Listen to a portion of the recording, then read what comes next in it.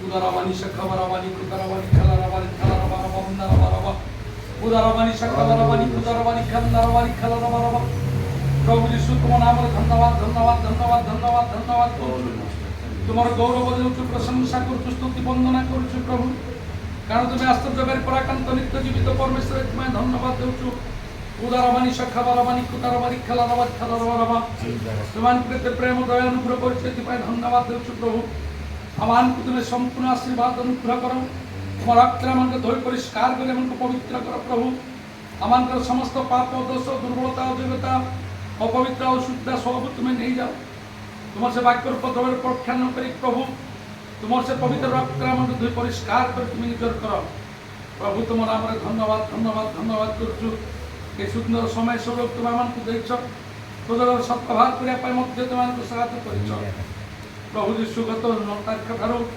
वर्तमान प्रभु 27 तारीख पर्यंत महानांचल प्रभु तुम प्रिय दास को पठाई विभिन्न स्थान में प्रभु तुम सेवा कार्य करने तुम्हें प्रभु आशीर्वाद अनुग्रह कर संगी हाँपाई तुम आमको साहाय्य कर मुखर दिन मान भिन्न भिन्न प्रकार वाक्य नुआ नुआ वाक्य देच प्रभु से वाक्य निगूढ़ विषय को बुझापी ओ प्रभु यीशु तुम्हें ऊर्धर ज्ञान द्वार बुद्धि द्वार खोली दियो प्रभु यीशु नाम आम से समस्त वाक्य बुझीपर और जापर वाक्य अनुसार जीवन यापन करूँ से दया वाक्य डाई कि बाई न जाए वाक्य सीमारेखा मध्य रही शाखा बाराबानी कुदारवा उदिरवानी शाखा बाराबानी कलरवा धन्यवाद धन्यवाद धन्यवाद प्रभु आज प्रमुख मंडली को आसपाई तुम्हें सुंदर सुजोग प्रदान कर प्रभु यीशु तुम दासमान सहित ये शुभ संज बेले प्रभु स्थान एकत्र होगापी आम दया कल प्रभाती विशेष रात्र दियो तुम से पवित्र वाक्य तुम प्रिय राष्ट्र मुख दे कथा कह से वाक्य द्वारा आम समस्त प्रकार दुर्बलता गुंजी पाप योग्य धुआ हे पीड़ित मुक्त पाइबू एवं सुस्थ लाभ कर दया कर जिते लोक मैंने प्रभु आज स्थान एकत्र होइछु प्रभु एक विशिष्ट भाव में एकत्र होगा दया कर विशेष भाव में प्रभु विश्वास सहित बसापी साहय कर आग्रहतार बसापी दया कर करू करू प्रभु यीशु रोग ज्ञान सुस्थ पाइबू वाक्य शुणु शुणु पीड़ित रोगाग्रस्त मुक्त पाइबू जब संगे संगे पवित्र आत्मा परिपूर्ण दया कारण प्रभु यीशु दया कर जे पवित्र आत्मा पाई से ख्रीष्ट प्रभु बोली से कहि पारबे प्रभु तुम नाम धन्यवाद धन्यवाद उदारवानी शाखा बराबर आम एपरी भाव में बसीचु प्रभु खाली हस्तर आम जो प्रभु यू बाहर हेबू पूर्ण हस्तर बाहर हेबू प्रभु तुम्हें दया कर आम अनुग्रह प्राप्त भी बाहर हेबू प्रभु जो वाक्य तुम प्रिय दास को देव से वाक्य आम शुणु प्रभु से वाक्य हृदय रखू तुम आगमन निमंते प्रस्तुत हबू से तुम्हें दया कर मंडली को आशीर्वाद कर मंडल विश्वासी भाई भाई मान प्रत्येक दया कर बालकों को मध्य तुम्हें आशीर्वाद अनुग्रह कर तुम दास सहित आसुवा प्रत्येक भाई भाई मान एवं प्रभु पास्टर मान प्रत्येक तुम्हें साहाय्य कर तुम दास ओ प्रभु मन प्राण आत्मा बल दियो मान तुम्हें आशीर्वाद कर पवित्र आत्मा शक्ति ओ प्रभु यीशु आउ तुम्हें कथा कह आ वाक्य आम जो शुणी पारू से निमंते तुम्हें साहाय्य और विश्व तुम मध्य तुम सेवा कार्य हम आज प्रभु विशेष भाव प्रार्थना कालती विशेष प्रार्थना रही प्रत्येक को तुम्हें प्रस्तुत कर से भाव में प्रभु आम प्रस्तुत बसू से साहाय्य प्रार्थना तुम्हें शुणी धन्यवाद विश्व नाम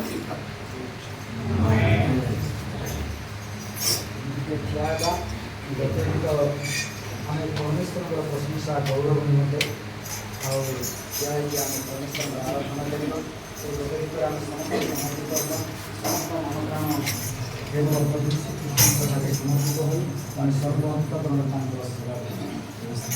हो सर्वहस्त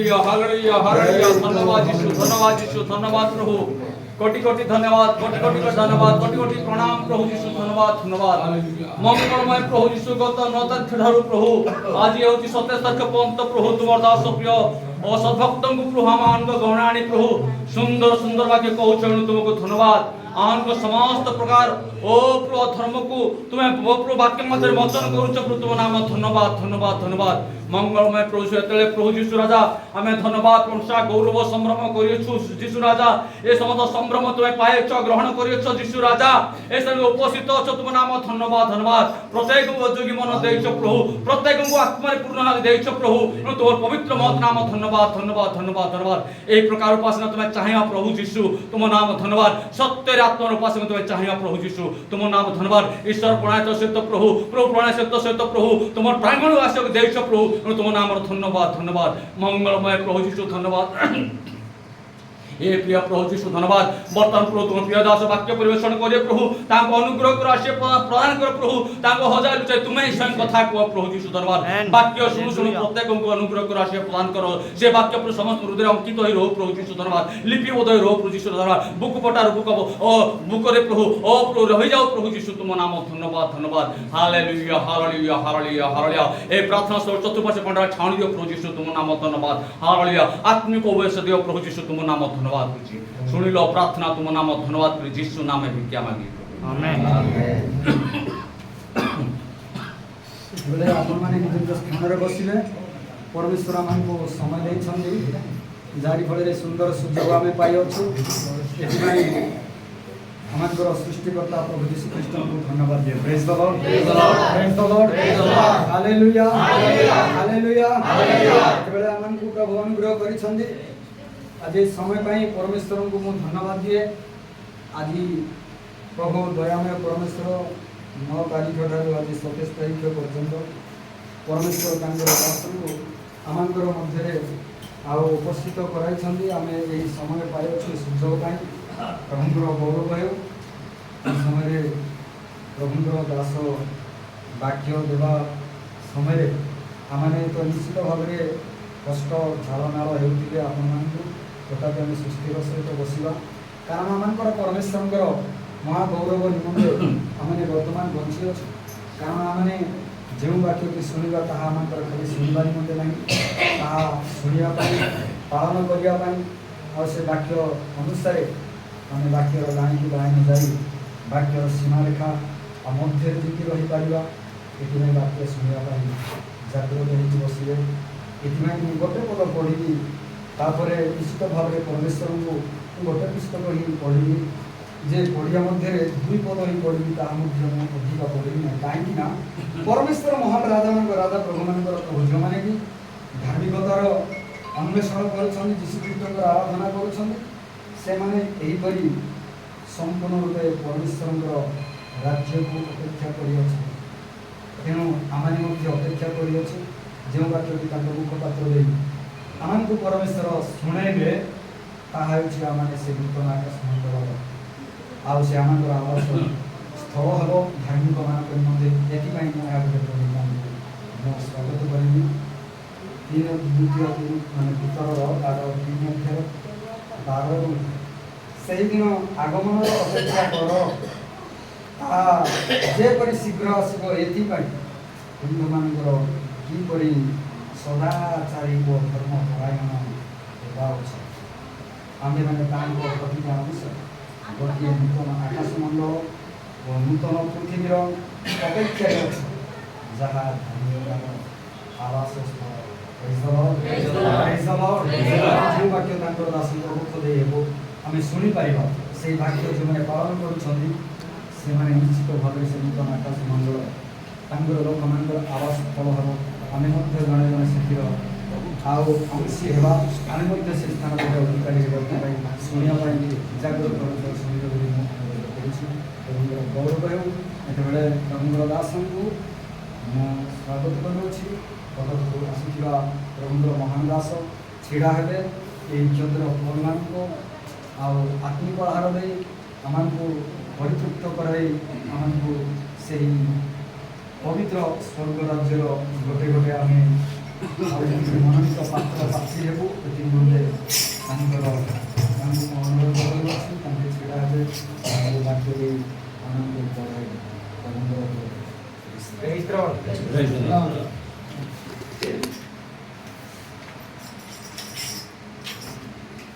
बोलेंगे हम यीशु के संग, बोलेंगे हम यीशु के संग, जिसने दिया है पापों से मुक्ति, धन्य होगा नाम। जिसने दिया है पापों से मुक्ति, धन्य होगा नाम।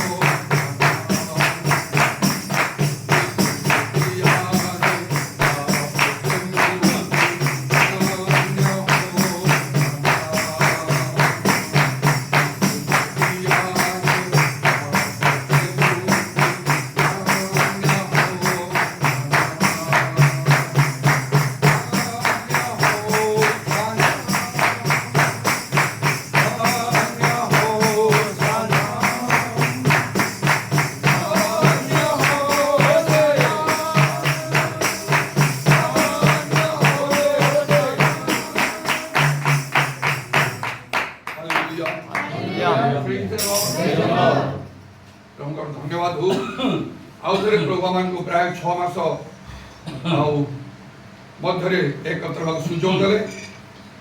ଏଇଟା ଆମମାନଙ୍କର ଆଉ ଗୋଟେ ଚର୍ଚ୍ଚ ଅଫ୍ ଦ ଲିଭିଂ ଗଡ୍ ଚକ୍ରପଙ୍ଗା, ଯାହାର ଗୋଟିଏ ଆତ୍ମିକ ନାଁ ଆଉ ତାକୁ ଦିଆହେଇଛି ବାଇବଲ ଅନୁସାରେ। ସେଟା ହଉଛି ଐନ୍ ହକୋରି, ଡାକେରା ଲୋକର ଘର। ବିଶେଷ ବିଶେଷ ପ୍ରଭୁଙ୍କର ସେବା କାର୍ଯ୍ୟ ଏହି ସ୍ଥାନରେ ହେଇଛି ଏବଂ ବଡ଼ ବଡ଼ ମିଟିଂ ହେବା ସମୟରେ ଅନେକ ଆଶ୍ଚର୍ଯ୍ୟ କର୍ମ ମଧ୍ୟ ପ୍ରଭୁ ସାଧନ କରିଛନ୍ତି। ଏବଂ ପ୍ରଭୁଙ୍କର ଧନ୍ୟବାଦ ହଉ। ପ୍ରକୃତରେ ମୋର ମନ ହୃଦୟ ଆନନ୍ଦରେ ପୂର୍ଣ୍ଣ ହେଇ ଉଛୁଳି ଉଠୁଛି, ଯେହେତୁ ପ୍ରାୟ 42 ବର୍ଷ ପୂର୍ବେ ଯେତେବେଳେ ଏ ସମସ୍ତ ଦେଖିବାକୁ ମିଳିନଥିଲା, କାରଣ ସେତେବେଳେ ମୁଁ ଜଣେ ଲୋକ, ମୋର ପରିବର୍ତ୍ତନ ହେଇଥିଲା ପବିତ୍ର ଆତ୍ମାଙ୍କ ଦାନ ପ୍ରାପ୍ତ ହେଇ। ପବିତ୍ର ଆତ୍ମା ଯେ କି ଅଗ୍ନି ସ୍ୱରୂପ, ଅଗ୍ନିର ଗୋଟେ ବଡ଼ କାର୍ଯ୍ୟ ହେଲା ତାହା ଚାରିଆଡ଼କୁ ମାଡ଼ି ଯିବା। ସେହିପରି ଭାବରେ ତାହା ମାଡ଼ି ଯାଇଛି। ଆଉ 42 ବର୍ଷ ପରେ ଆଉ କେତେ ଲୋକମାନେ ସବୁ ବଦଳି ଯାଇଛନ୍ତି। ଗୋଟିଏ ପରେ ଗୋଟିଏ ମଣ୍ଡଳୀ ଏମାନଙ୍କର ସେବା କାର୍ଯ୍ୟ ଚାଲିଛି। ଯେତେବେଳେ 6 ମାସରେ ଥରେ ଆସେ, ସେହିପରି ସମସ୍ତ ମଣ୍ଡଳୀ ପରିଦର୍ଶନ କରିଥାଏ। ଗତ ଜୁଲାଇ 9 ତାରିଖ ଠାରୁ ମୁଁ ଆସିଛି କଟକରେ। ପ୍ରଥମେ ଆସି ମୁଁ ରହିଲି କୁକିଉଡ଼ାରେ, ତାପରେ ଗୋଟିଏ ପରେ ଗୋଟିଏ ଚର୍ଚ୍ଚ ସବୁ ଆଉ ମୁଁ ଯାଉଛି। ବାଳକ ପ୍ରଚାରକ ମାନେ ମଧ୍ୟ ଆଉ ସେଇ ସ୍ଥାନରେ ଯାଇ ପ୍ରାୟ ପହଞ୍ଚି ଯାଆନ୍ତି। ବିଶ୍ୱାସ ମାନେ ମଧ୍ୟ ଆଉ ପ୍ରଭୁଙ୍କର ଧନ୍ୟବାଦ ଦେଇ ସେଥିପାଇଁ। ଆଉ ପ୍ରଭୁଙ୍କ ସେବାରେ ପ୍ରକୃତରେ ଆମମାନଙ୍କର ପରିଶ୍ରମ ନିଷ୍ଫଳ ନାହିଁ। ଏସବୁ ଫଳ ପ୍ରଭୁ ଦେଖିବା ପାଇଁ ଦେଇଛନ୍ତି। ଆଉ ଯାହା ଜଗତରେ ଥିବା ସବୁ କିଛି ବିଷୟ ଠାରୁ ବହୁମୂଲ୍ୟ ଅଟେ। ଯେଉଁ ବିଶେଷ କାର୍ଯ୍ୟ ପାଇଁ ପ୍ରଭୁ ଯୀଶୁ ଜଗତକୁ ଆସିଥିଲେ 2000 ବର୍ଷ ତଳେ, ଆଉ ସେ ନିଜର ପ୍ରାଣ ଦେଇଛନ୍ତି ମଧ୍ୟ। ଆଉ ସେ ମଧ୍ୟ ଶୀଘ୍ର ଆସୁଛନ୍ତି। ଯେପରିକି ଆଉ ଯେଉଁ ସମସ୍ତ ପରିଶ୍ରମ ଆମେ କରୁଛୁ ତାଙ୍କ ରାଜ୍ୟ ଧାର୍ମିକତା ନିମନ୍ତେ, ତାହା ସେ ଦେଖିବେ। ଆଉ ଯେଉଁମାନେ କାର୍ଯ୍ୟ କରିଛନ୍ତି ସେମାନଙ୍କୁ ମଧ୍ୟ କର୍ମାନୁସାରେ ସେ ପୁରସ୍କାର ଦେବେ। ଆଉ ସେ ଶୀଘ୍ର ଆସୁଛନ୍ତି। ବାଇବେଲ ଲେଖା ଅଛି, ସମସ୍ତେ ପରିତ୍ରାଣ ଆଉ ସତ୍ୟ ସମ୍ବନ୍ଧରେ ଜ୍ଞାନ ପ୍ରାପ୍ତ ହୁଅନ୍ତୁ ବୋଲି ଈଶ୍ୱରଙ୍କର ଇଚ୍ଛା। ଜଣେ କେହି ବିନଷ୍ଟ ହେବାକୁ ଈଶ୍ୱର ଚାହାନ୍ତି ନାହିଁ। ତାହେଲେ ଆମକୁ ନିଶ୍ଚୟ ଜାଣିବାକୁ ଯେ ଆମଙ୍କ ଠାରେ ଗୋଟେ ବହୁତ ବଡ଼, ଆମଙ୍କ ଉପରେ ଗୋଟେ ବହୁତ ବଡ଼ ଦାୟିତ୍ୱ ରହିଛି। ଏ ଚାପଡ଼ କଙ୍କା ଆମଙ୍କର ଏ ମୋହନା ଅଞ୍ଚଳ, ଗଜପତି ଜିଲ୍ଲା, ଓଡ଼ିଶା କିମ୍ବା ଭାରତରେ ଜଣେ ଲୋକ ବିନଷ୍ଟ ହେବାକୁ ପ୍ରଭୁ ଚାହୁଁନାହାନ୍ତି। ଆଉ ସେମାନେ ସବୁ ସତ୍ୟ ସମ୍ବନ୍ଧରେ ଜ୍ଞାନ ପ୍ରାପ୍ତ ହୁଅନ୍ତି। ହଁ, ପରିତ୍ରାଣ ତ ଅନେକ ପ୍ରାପ୍ତ ହୋଇନାହାନ୍ତି, ତାହା କେବଳ ବିଜାତମାନଙ୍କ ବିଷୟରେ କୁହାଯାଏ ନାହିଁ। ଅନେକ ପ୍ରଭୁଙ୍କ ନାମରେ ଖ୍ୟାତ ଲୋକମାନେ, ଖ୍ରୀଷ୍ଟିଆନ ମାନେ ମଧ୍ୟ ସେମାନେ ପରିତ୍ରାଣ ବିହୀନ ହୋଇକି ଅଛନ୍ତି, ଆଉ ସତ୍ୟ ସମ୍ବନ୍ଧରେ ଜ୍ଞାନ ପ୍ରାପ୍ତ ହୋଇନାହାନ୍ତି। ଯେପରି ମୋ ଜୀବନରେ ହେଇଥିଲା 42 ବର୍ଷ ପୂର୍ବେ। 24 ବର୍ଷ ପର୍ଯ୍ୟନ୍ତ ଜନ୍ମରୁ ଖ୍ରୀଷ୍ଟିଆନ ଥିଲେ ମଧ୍ୟ ପରିତ୍ରାଣ ନଥିଲା। ଯେବା ସତ୍ୟ ସମ୍ବନ୍ଧରେ ମୁଁ ଜାଣିନଥିଲି, ପବିତ୍ର ଆତ୍ମାଙ୍କ ବିଷୟ ମୁଁ ଜାଣିନଥିଲି। ଆଉ ପ୍ରଭୁ ଅନୁଗ୍ରହ କରି ମୋତେ ତାହା ଜ୍ଞାତ କରେଇଲେ। ସେହିପରି ଆଜି ଅନେକ ଅଛନ୍ତି ଯେଉଁମାନଙ୍କର ସେଇ ପରିତ୍ରାଣ ନାହିଁ, ଯେବା ସତ୍ୟ ସମ୍ବନ୍ଧରେ ଜ୍ଞାନ ପ୍ରାପ୍ତ ହୋଇନାହାନ୍ତି। ଏବେରି 2 ପର୍ବ 3 ପଦରେ ଲେଖାଉଛି, ସେଇ ମହାପରିତ୍ରାଣ ଅବହେଳା କଲେ କୌଣସି ଲୋକ ରକ୍ଷା ପାଇପାରିବ ନାହିଁ। କେବଳ ଆମଙ୍କ ଦେଶ ପାଇଁ ନାହିଁ, ସମୁଦାୟ ଜଗତ ପାଇଁ ମଧ୍ୟ, ସମସ୍ତ ଜଗତବାସୀଙ୍କ ପାଇଁ ପ୍ରଭୁଙ୍କର ଇଚ୍ଛା। ସେ ପ୍ରାଣ ଦେଇଛନ୍ତି ପ୍ରତ୍ୟେକ ମନୁଷ୍ୟ ପାଇଁ। ଯେପରି ଯେ କେହି ତାଙ୍କର ବିଶ୍ୱାସ କରିବ ସେ ବିନଷ୍ଟ ନ ହେଇକି ଅନନ୍ତ ଜୀବନ ପାଇବ। ଆଉ ତାହେଲେ এই କାର୍ଯ୍ୟ ସହଜ ନାହିଁ ନିଶ୍ଚୟ। ପୁଣି ଏଇ ଯୋଉ ମହାପରିତ୍ରାଣର କାର୍ଯ୍ୟ ପ୍ରଭୁ ସାଧନ କରିଛନ୍ତି ସମସ୍ତ ମାନବ ଜାତି ପାଇଁ। ଯଦ୍ୱାରା ଲେଖା ହେଲା প্রত্যেক প্রাণী নিকটরে সুসমাচার ঘোষণা কর। সমুদায় জগৎ যাই প্রত্যেক প্রাণী নিকটরে সুসমাচার ঘোষণা কর। যে বিশ্বাস করি ভক্তিযুত হব সে পরিত্রাণ পাইব, যে বিশ্বাস করি সে ধন্যাজ্ঞা পাইব। এই দায়িত্ব কর্তব্য মোর এবং আমার সমস্তଙ୍କର। আমাকে কেবল নিজে খুশি হলে যথেষ্ট ନାହିଁ, ପରିତ୍ରାଣ ପାଇଲେ ପବିତ୍ର ଆତ୍ମା ତ୍ରାଣ ପାଇଲେ ଯଥେଷ୍ଟ ନାହିଁ। ଆମଙ୍କର ଚାରିଆଡ଼େ ଥିବା ଲୋକମାନେ ସେମାନଙ୍କୁ ବି ପରିତ୍ରାଣ ପାଇବାକୁ ହବ, ପବିତ୍ର ଆତ୍ମାଙ୍କ ଦାନ ପାଇବାକୁ ହବ, ସତ୍ୟ ଜାଣିବାକୁ ହବ। ବାଇବେଲ ଲେଖା ହଉଛି ଜଗତପତି ମାନେ ଶୈତାନ ଅବିଶ୍ୱାସୀ ମାନଙ୍କର ଜ୍ଞାନ ଚକ୍ଷୁକୁ ଅନ୍ଧ କରିକି ରଖୁଛି। ସେଥିପାଇଁ ଖ୍ରୀଷ୍ଟଙ୍କ ଗୌରବମୟ ସୁସମାଚାର ଆଲୋକ ସେମାନଙ୍କ ପ୍ରତି ପ୍ରକାଶ ହୋଇପାରେ ନାହିଁ। ଆମଙ୍କର ବଡ଼ କର୍ତ୍ତବ୍ୟ ଯେପରି ସମସ୍ତେ ପରିତ୍ରାଣ ପାଇବେ ଆଉ ସତ୍ୟ ସମ୍ବନ୍ଧରେ ଜ୍ଞାନ ପ୍ରାପ୍ତ ହେବେ। ଏଥିପାଇଁ ପ୍ରଭୁ ତାଙ୍କ ଲୋକମାନଙ୍କୁ ଲଗେଇକି ରଖିଛନ୍ତି, ଯେଉଁମାନଙ୍କୁ ଆହ୍ୱାନ ଦେଇଛନ୍ତି ମୋ ପରି ସେମାନଙ୍କୁ ପ୍ରଭୁଙ୍କର କାର୍ଯ୍ୟ କରିବା ନିମନ୍ତେ ବାଧ୍ୟ। ଆଜି ମଧ୍ୟ ପ୍ରିୟତମାନଙ୍କର ସଦୃଶ୍ୟ ଯେତିକ ପ୍ରଭୁଙ୍କ ଲୋକମାନେ ଅଛନ୍ତି, ଯେଉଁମାନେ ସମସ୍ତ ବିଷୟ ତ୍ୟାଗ କରି ପ୍ରଭୁଙ୍କର କାର୍ଯ୍ୟ କରୁଛନ୍ତି। ମୋତେ ବି ସେପରି କରିବାକୁ ପଡୁଛି।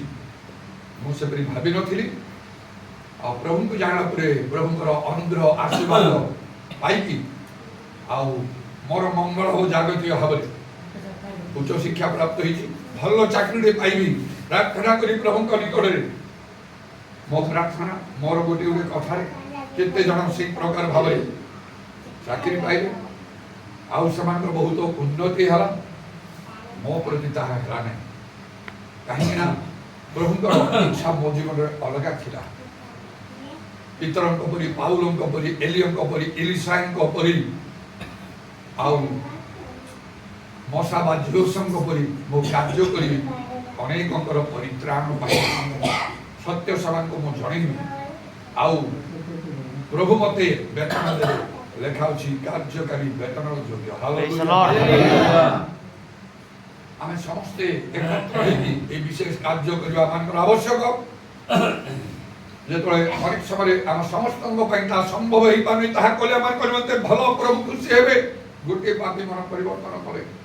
ଚାରିଆଡ଼େ ଦେଖୁ ଯେତେବେଳେ ଲୋକ ବିନଷ୍ଟ ହଉଛନ୍ତି, ଏମାନଙ୍କୁ ଆସି ଯୀଶୁ ପୁନର୍ବାର ପ୍ରଚାର କରିବେ ନାହିଁ କି ଆଶ୍ଚର୍ଯ୍ୟ କର୍ମ କରିବେ ନାହିଁ। ସେ ପିତର ପାଉଲ ଯାକବ ଜଣେ ପ୍ରେରିତମାନେ ଆସିବେ ନାହିଁ।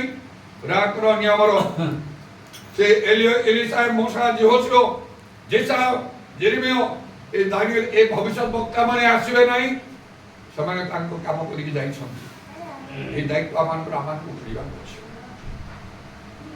ଯଦି ଆମେ ଆଉ এই ଦାୟିତ୍ୱ ବହନ କରିବା ମାନେ କାର୍ଯ୍ୟ କରୁ, ବହୁତ ଭଲ କଥା। ପ୍ରଭୁ ସନ୍ତୁଷ୍ଟ ହେବେ, ଆମକୁ ଯଥେଷ୍ଟ ଆଶୀର୍ବାଦ ଦେବେ ଇହ କାଳରେ ପରକାଳରେ ମଧ୍ୟ। ମାତ୍ର ଅନେକ ସମୟ ଯେତେବେଳେ ତାହା ଆମ ପାଇଁ ସମ୍ଭବ ହେଇପାରୁନାହିଁ, ଆମର ଆଉ ଗୋଟିଏ ବଡ଼ କର୍ତ୍ତବ୍ୟ ଅଛି, ବିଶେଷ ଭାବରେ ପ୍ରାର୍ଥନା କରିବା ପାଇଁ। କାରଣ ଲେଖା ହେଉଛି ତୁମେ ଆମ ନିକଟରେ ପ୍ରାର୍ଥନା କର, କାରଣ ଆମେ ତୁମ ଉତ୍ତର ଦେବା, ପୁଣି ତୁମର ଅଜ୍ଞାନ ମହଦୋଷ ସେମାନଙ୍କୁ ତୁମକୁ ଦେଖିବ। ଯେପରି ଚତୁଃପାର୍ଶ୍ୱ ଲୋକମାନେ ପରିତ୍ରାଣ ପ୍ରାପ୍ତ ହେବେ, ବିଶେଷ ଆମକୁ ପ୍ରାର୍ଥନା କରିବା ଦରକାର। ଯୋଉ ପ୍ରଭୁଙ୍କ ଲୋକମାନଙ୍କୁ ପ୍ରଭୁ ନିଯୁକ୍ତ କରିଛନ୍ତି, ସେମାନଙ୍କୁ ଶରୀର ପ୍ରାଣ ଆତ୍ମାରେ ସୁରକ୍ଷିତ କରି ପ୍ରଭୁ ସେମାନଙ୍କୁ ବିଶେଷ ଭାବରେ ବ୍ୟବହାର କରନ୍ତୁ। ପ୍ରାର୍ଥନା ମାନଙ୍କୁ ବିଶେଷ ଭାବରେ କରିବା ଆବଶ୍ୟକ। ତେଣୁ ସେ ପ୍ରାର୍ଥନା ଉତ୍ତର ଦେଇ ପ୍ରଭୁ ମହତ୍ ମହତ୍ କର୍ମବାନ କରିବେ। କାରଣ ଯେପରି ସେହି ସମୟରେ ବର୍ତ୍ତମାନ ସେପରି ଭାବରେ କାର୍ଯ୍ୟ ହେଇପାରୁନାହିଁ। ଆମେ କେତେ ଋଣାପୀଡ଼ିତ ଅଛୁ। ପିତରଙ୍କର ଗୋଟିଏ ପ୍ରଚାରରେ ପେଣ୍ଟିକଷ୍ଟ ଦିନରେ 3000 ଲୋକ, ପୁରୁଷ ଲୋକ, ସେମାନେ ମନ ପରିବର୍ତ୍ତନ କଲେ। ସ୍ତ୍ରୀ ପିଲା ହେଲେ 8-10 ହଜାର ହେବେ ଗୋଟିଏ ପ୍ରଚାରରେ। ଗୋଟିଏ ଆଶ୍ଚର୍ଯ୍ୟ କର୍ମ ସେ କଲେ, ମାତୃ ଗର୍ଭରୁ ଖଞ୍ଜରକୁ ଭଲ କଲେ। ଆଉ ସେତେବେଳେ ମଧ୍ୟ ସେଇ ଗୋଟିଏ ଆଶ୍ଚର୍ଯ୍ୟ କର୍ମରେ 5000 ପୁରୁଷ ବିଶ୍ୱାସ କଲେ। ସ୍ତ୍ରୀ ପିଲା ହେଲେ 10-15 ହଜାର ବି ହେଇପାରେ। ଏପରି କାର୍ଯ୍ୟ ଆଜି ବି ହେବା ଦରକାର। ପ୍ରଭୁ ସେଇଟା ଚାହୁଁଛନ୍ତି। ଏପରି କାର୍ଯ୍ୟ ନ ହେବା ପର୍ଯ୍ୟନ୍ତ ଆମେ ଖୁସି ହେବା ଉଚିତ ନାହିଁ। ତେବେ ବିଶେଷ ଭାବରେ ଆମକୁ ଏଥିପାଇଁ ପ୍ରାର୍ଥନା କରିବାକୁ ହେବ। କେମିତି ଆମକୁ ପ୍ରାର୍ଥନା କରିବାକୁ ହେବ? ଧର୍ମଶାସ୍ତ୍ରରୁ ଅଳ୍ପ କିଛି ଅଂଶ ପଢ଼ିବା। ଯେଶାୟା পড়িব জনে কি পাইছ ভালরে স্পষ্ট করে যিশার 37 পর্ব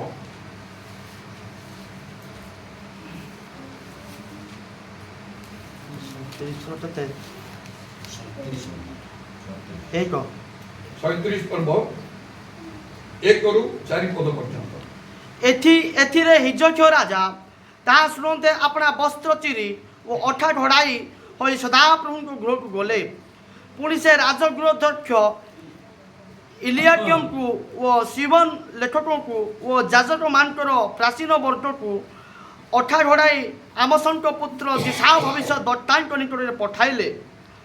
ଥରେ ସେମାନେ ତାଙ୍କୁ କହିଲେ, ହିଜକିୟ ଏହିପରି କହିଅଛନ୍ତି, ଆଜ ଦିନ ଆପଦ ଓ ଅନୁଯୋଗ ଅପମାନର ଦିନ, କାରଣ ସନ୍ତାନର ପ୍ରସବ ଦ୍ୱାରରେ ଉପସ୍ଥିତ, ମାତ୍ର ପ୍ରସବ କରିବାକୁ ଶକ୍ତି ନାହିଁ। ହୋଇପାରେ ଜୀବିତ ପରମେଶ୍ୱରଙ୍କୁ ଧିକ୍କାର କରିବା ପାଇଁ ଆପଣା ପ୍ରଭୁ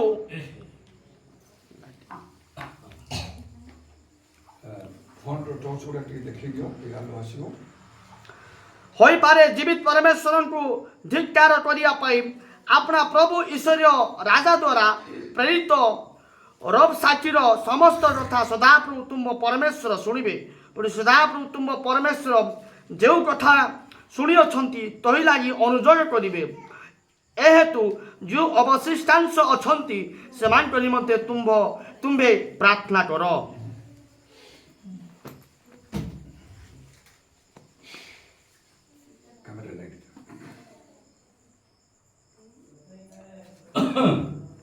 ଗୋଟେ 4 ପଦର କଥା ଲେଖା ହେଲା। ତା ପୂର୍ବରୁ ଏଇ ଯୋଉ ଘଟଣା ବିଷୟରେ ଜାଣିବାର ଦରକାର। ହିଜକିୟ ଜିହୁଦାର ରାଜା ଥିଲେ। ତାଙ୍କ ସହିତ ଯୁଦ୍ଧ କରିବା ପାଇଁ ଅସୁର ରାଜା ସନ୍ହେରିବ ଆସିଲେ। ବହୁତ ସୈନ୍ୟ ସାମନ୍ତ ନେଇକି ଆସିଲେ। ତାଙ୍କ ସହିତ ଯୁଦ୍ଧ କରିବାର ଶକ୍ତି କ୍ଷମତା ହିଜକିୟଙ୍କର ନଥିଲା।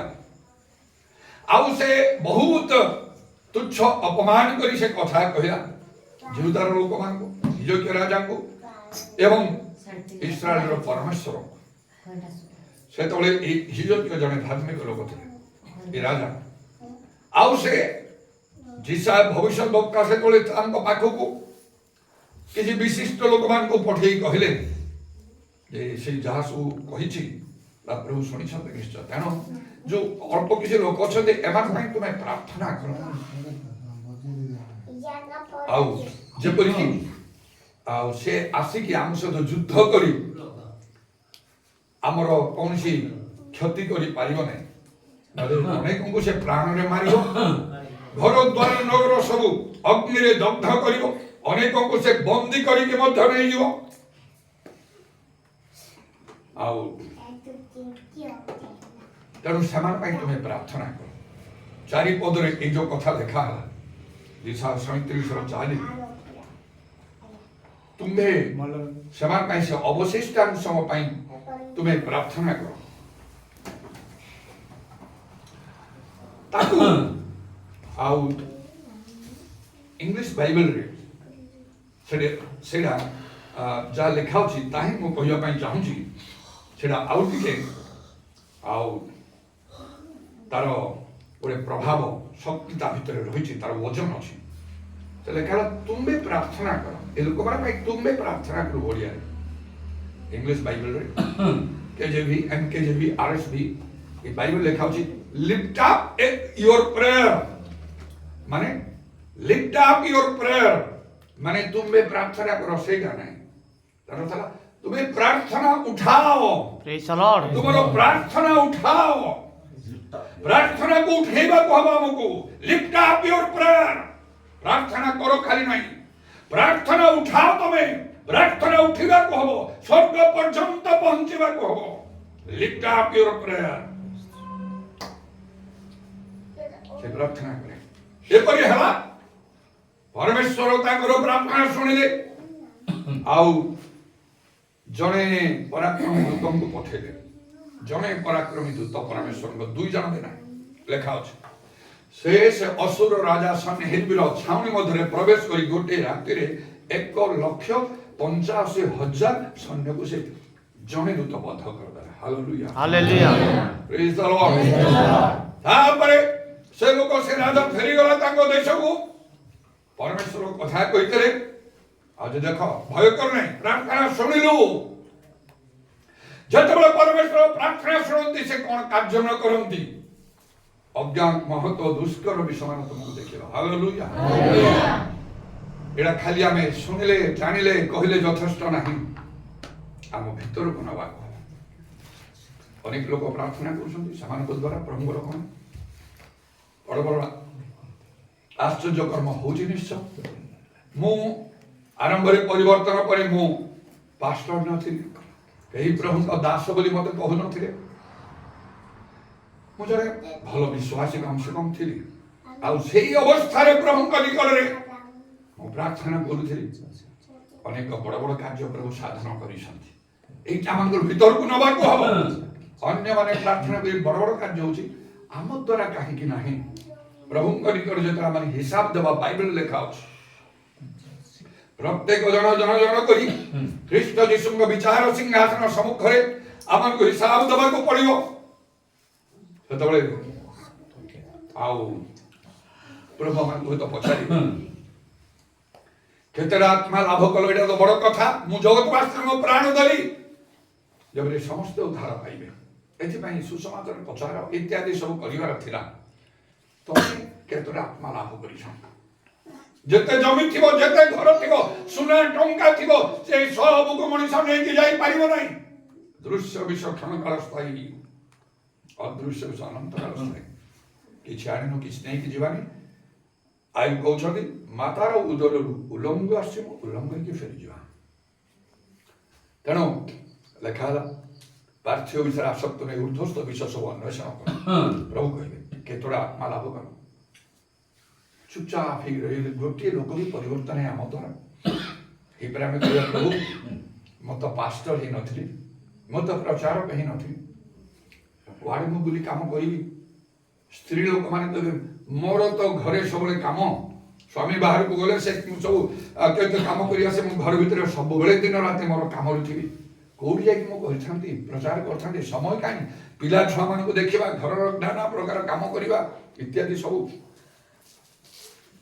प्रभु कहले गुटे कथा कम से कम तमे तो प्रार्थना करथांतो हम प्रार्थना कर काई तम प्रार्थना उत्तर काई तम प्रार्थना द्वारा करी किछि विशेष कार्य तो हेई नाही मोनी करे पहुंची नाही प्रार्थना नले ए जो जिरिम 33 प्रभु 3 पदर कथा कहला तुम अज्ञान मह दुष्कर विषय देखिबा तुमे हमने करे प्रार्थना करो सही प्रकार कौन कार्य मु तुम पाइबा तुम द्वारा करी नाही तुम प्रार्थना मोनी करे से पहुंची नाही मु प्रचार करबा कथा को नाही आश्चर्य कर्म करिया कथा को नाही प्रार्थना करिया कथा कहूची तमरो प्रार्थना जीवन केम थिला बहुत पोको होछ मते छी टिके बोली कहले बोधे हां टिके सुविधा बोलन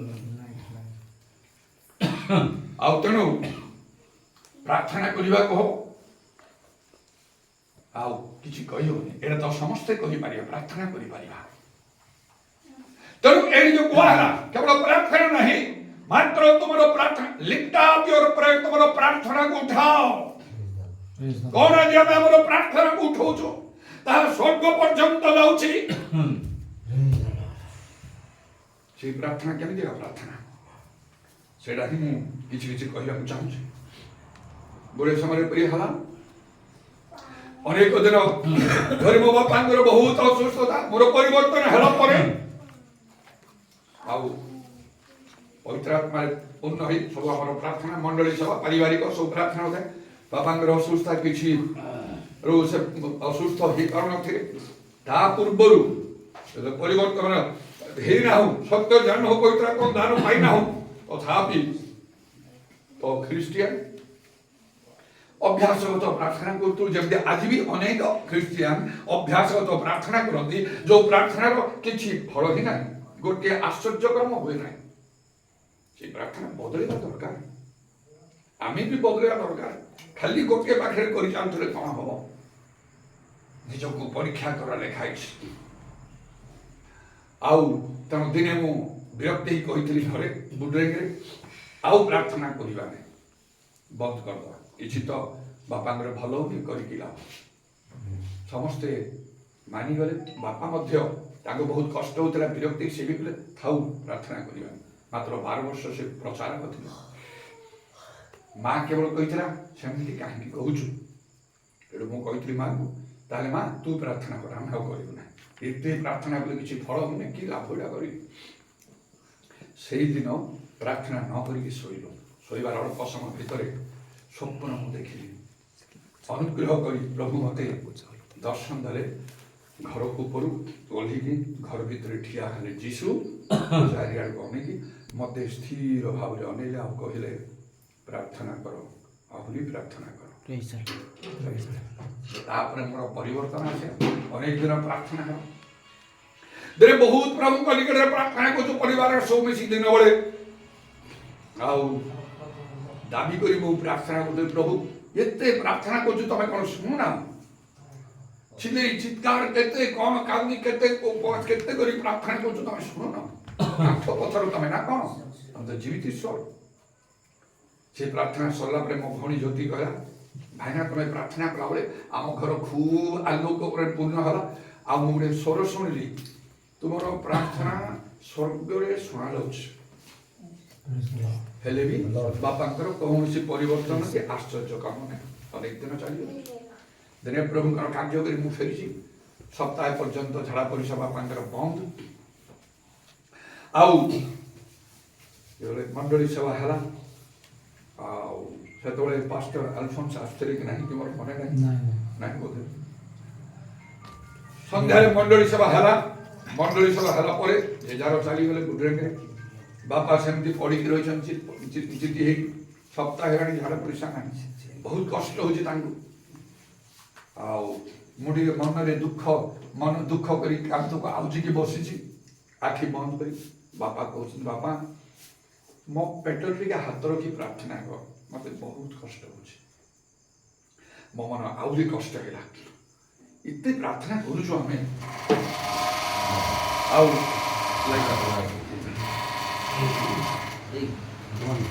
ସେ ଜାଣିଛି ସେଟା, ସେ ଜାଣିଛି ସେଟା, ସେ ଜାଣିଛି।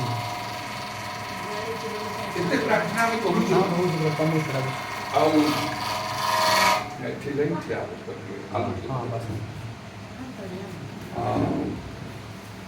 କୌଣସି ପ୍ରାର୍ଥନାକୁ ଉତ୍ତର ନାହିଁ, କିନ୍ତୁ ତୁମର ପ୍ରାର୍ଥନା ସ୍ୱର୍ଗରେ ଶୁଣାଯାଉଛି। ତାପରେ ତେଣୁ ମନରେ କଷ୍ଟ ହେଲେ ଏତେ ପ୍ରାର୍ଥନା କରୁଛୁ, ମଣ୍ଡଳୀ ସବୁ କରୁ, କିଛି ନାହିଁ, କ'ଣ ପୁଣି ପ୍ରାର୍ଥନା କରିବା? କିନ୍ତୁ ବାପାଙ୍କର କଷ୍ଟ ସହି ନ ପାରି ତାଙ୍କର ଅନୁରୋଧକୁ ରକ୍ଷା କରି ପେଟ ଉପରେ ହାତ ରଖି ପ୍ରାର୍ଥନା କରୁ, ପ୍ରଭୁ ବାପାଙ୍କର କଷ୍ଟ ତୁମେ ଜାଣିଛ, ଆମେ କେମିତି ପ୍ରାର୍ଥନା କରୁଛୁ ଜାଣିଛ, ତୁମ ଇଚ୍ଛା କଲେ ତାକୁ ତୁମେ ସୁସ୍ଥ କରିପାରିବ। ସେଇ ମୁହୂର୍ତ୍ତରେ ସେ ପୁରା ଠିଆ ହେଇଗଲେ, ଭଲ ରୋଗ କଲେ। 100ରୁ 100 ରାତି ସମୟରେ କହିଲେ, ଯିଏ ଉଠିବା ଚାଲିବାଟା ଅସମ୍ଭବ ସମ୍ପୂର୍ଣ୍ଣ, ମାତ୍ର ଲେଖା ହେଉଛି ବିଶ୍ୱାସୀ ପକ୍ଷରେ ସମସ୍ତ ହିଁ ସମ୍ଭବ। ପ୍ରଭୁ ତାକୁ ପ୍ରମାଣ କଲେ। ସେ ପ୍ରାର୍ଥନା ଉତ୍ତର ଦେଲେ। ଅଜ୍ଞାନ ମହାଦୁଷ୍କର ବିଷୟ ଦେଖାଇଲେ। ଯାହା ଚିକିତ୍ସା ଦ୍ୱାରା, ଔଷଧ ବୈଦ୍ୟ ମାନଙ୍କ ଦ୍ୱାରା ହେଇପାରିଲାନି, ଡକ୍ଟର ମାନଙ୍କ ଦ୍ୱାରା ଆଉ ଆଶା ଭରସା ନଥିଲା। ଉଠିଗଲେ, ଠିଆ ହେଇଗଲେ। ଆମେ ଅବାକ ହେଇ ଅନେଇଛୁ। ସେ ରାତି ସମୟରେ କହିଲେ, ମୋତେ ଢାଳରେ ପାଣି ଦିଅ, ଗୋଟେ ଟର୍ଚ୍ଚ ଦିଅ, ମୁଁ ବାହାରେ ଯାଇକି ଆସିବି। ଆମେ ବିଶ୍ୱାସ କରିପାରୁନୁ। ବାରମ୍ବାର ବାପା କହିଲେ, ଦିଅ ମୋତେ, ମୋତେ ଶକ୍ତି ଆସିଗଲା, ମୋତେ ଶକ୍ତି ଆସିଗଲା। ତାପରେ ମା ଢାଳରେ ପାଣି ଦେଲେ, ଟର୍ଚ୍ଚ ଦେଲେ। ରାତିରେ ମୁଁ କହିଲି, ମା ତମେ ବାପାଙ୍କ ସାଙ୍ଗରେ ଟିକେ ଯାଅ। ସେଟା ଶୁଣି ବାପା ମନା କଲେ, କେହି ଯିବନି ମୋ ସହିତରେ, ମୋତେ ଶକ୍ତି ଆସିଗଲା। ଗଲେ 10 କି 15 ମିନିଟ୍ ଭିତରେ ଆସିଗଲେ। କହିଲେ 8 ଦିନର ଝାଡ଼ା ପରିସ୍ରା ଯାହା ଥିଲା ସବୁ ଦୂରେଇ ହେଇଗଲା। ତା ପରଦିନ ମୋହନା ଚାଲି ଯାଇକି ଆସି ଶେଷ ପର୍ଯ୍ୟନ୍ତ ସେ ଚଲାଶୁଲି ସବୁ କରିବାକୁ ଲାଗିଲା। ବାଇବେଲ ଲେଖା ଅଛି, ଆମ୍ଭେ ସଦା ପ୍ରଭୁ ତୁମର ଆରୋଗ୍ୟ। ଆମକୁ ଖାଲି ପ୍ରାର୍ଥନା କରିବାକୁ ନାହିଁ, ସେଟା ଓଡ଼ିଆ ବାଇବେଲରେ ମିଳିବନି। ତୁମେ ପ୍ରାର୍ଥନା କର ଲେଖା ହେଲା, କେବଳ ଇଂଲିଶ ବାଇବେଲରେ ମିଳିବ। King James version, New King James version, revised standard ଭର୍ସନରେ ଲେଖା ଅଛି, লিফট আপ ইওর প্রেয়ার, তোমার প্রার্থনাକୁ ଉଠାଅ, ପ୍ରଭୁଙ୍କ ପର୍ଯ୍ୟନ୍ତ, ସ୍ୱର୍ଗ ପର୍ଯ୍ୟନ୍ତ ପହଞ୍ଚିବାକୁ ହବ। ବାଇବେଲରେ ଲେଖା ଅଛି, ଗୋଟେ ସ୍ଥାନରେ ପରମେଶ୍ୱର କଲେ, आमे स्वर्गरु शुणिबा समग्र पाप क्षमा करिबा देश सुस्थ करिबा Praise the Lord. ए भारत को सुस्थ करिबा को से चाहती आम जन को कोन आम गां को कोन आमर जिला की राज्य को कोन सारा देश को से सुस्थ करिबा में प्रतिज्ञा दैछन्ती द्वितीय वंशावली 7 पर्व 14 पदरे केमिति प्रार्थना करिबा आओ प्रार्थना केमिति शक्तिशाली हबो प्रार्थनार बल कोठी अछि सेटाई मु कहया चाहूची स्ट्रेंथ ऑफ प्रेयर प्रार्थनार बल प्रार्थनार शक्ति युक्त हबो प्रभावशाली हबो केतबले प्रथम कथा लेखाई सर्व प्रकार प्रार्थना और निवेदन सर्वदा आत्मांत साहाय्य रखो आउ आत्मा प्रार्थना को मन को प्रभावशाली शक्ति युक्त करबा को हेले एफिसियन 6 पर्व 6 पद अनुसार जीवदा 20 पद अनुसार पवित्र आत्मा रे पूर्ण हेई परभाषा रे प्रार्थना करबा को हबो एटा बड़ चिंतार विषय जे अनेक ख्रिस्टियन माने एटा जानि ना अनेक ख्रिस्तीय नेता प्रचारक विशिष्ट लोक माने जानि नाहंती समाठे अनुभूति नाही आउ मात्र और निजे कहले मु तुम समस्त बेसी करी परभाषा रे कथा कहले ईश्वर को धन्यवाद दे प्रथम करंदी 14 पर्व रे सब लेखा अछि जे परभाषा रे प्रार्थना करियो से तार निजर निष्ठा जन्मे माने तार आत्मिक जीवन टाणुआ हबो से प्रार्थना सबुठारु श्रेष्ठ प्रार्थना आउ सेथरे कौनसी त्रुटि नाही रोमी 8 पर्व 26 पद रे लेखा अछि कोन प्रार्थना प्रिय उचित आमे जानु 26 और 27 पद रे आत्मा ईश्वर इच्छा अनुसार प्रार्थना करना प्रथम जोर 5:14 रे ईश्वर इच्छा अनुसार जो प्रार्थना हुए से प्रार्थनार उत्तर निश्चय मिलिबो तणु आमे जीवन रे जहा किछि न पाउ पछगे पवित्र आत्मा को मन को पाइबा को हबो जे कौन सी भाषा में न कहि पारु हिंदी न हो इंग्लिश न हो आउ कोन कोन न हो परभाषा मन को कहिबा को हबो ए परभाषा कहिबा पाई कौन से स्कूल कॉलेज यूनिवर्सिटी रे पाठ पढिबा दरकार नाही पैसा खर्च करिया दरकार नाही ए कहला बले म कहली ओडिया बाइबल लेखा नि इंग्लिश बाइबल लेखा होची इंग्लिश बाइबल को वर्जन रा सो कहली एते सब ए भितरे जे हम मते बहुत पाठ पढिया पढा में पर्यंत ताबरे से इंग्लिश भाषा को अनेक परिमाण रे मु जानि गली आउ किंतु ए परभाषा रे कथा कहिया पाई एक श्रेणी भी पढ़िबार आवश्यक नाही प्रेज द लॉर्ड पैसा किछि खर्च करिया दरकार नाही को शहर को नले कोठी बाहर देश विदेश को जाई पाठ पर किछि आवश्यक नाही समस्त लोक आत्मा ढाल एडा रक्षा रखिबो परभाषा रे प्रार्थना न करिबा पर्यंत गोटे जगह लिखाई छी हमें विश्राम करो नहीं कि तांको विश्राम करो एमति भावरे आमको लागिबा को दिन मोर स्वप्न देखिली मोर विषय मु प्रभु करी गोटे विशेष प्रार्थना करूछी उच्च स्वर के सब करी जने बड़ पुलिस अफिसर मते निकल कासी कहउछन कोन एते पार्टी को उच्च तमे ऑफिस रे किछि काम करी होनी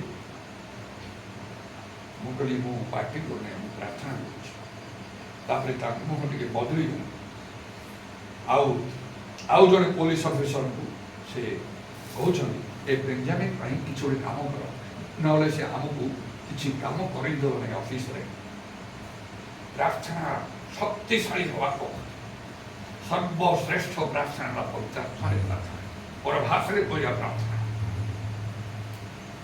ताले सब प्रकार यत्न करी हमकु लागि पड़िबा कहो आ पवित्र आत्मा रे परभाषा रे प्रार्थना करिया जेते बेसी परभाषा रे प्रार्थना करिवो सेते अधिक तमर आत्मिक जीवन रे तमे सबल ही पारियो से प्रार्थना एकदम प्योर प्रार्थना जहा कि आउ से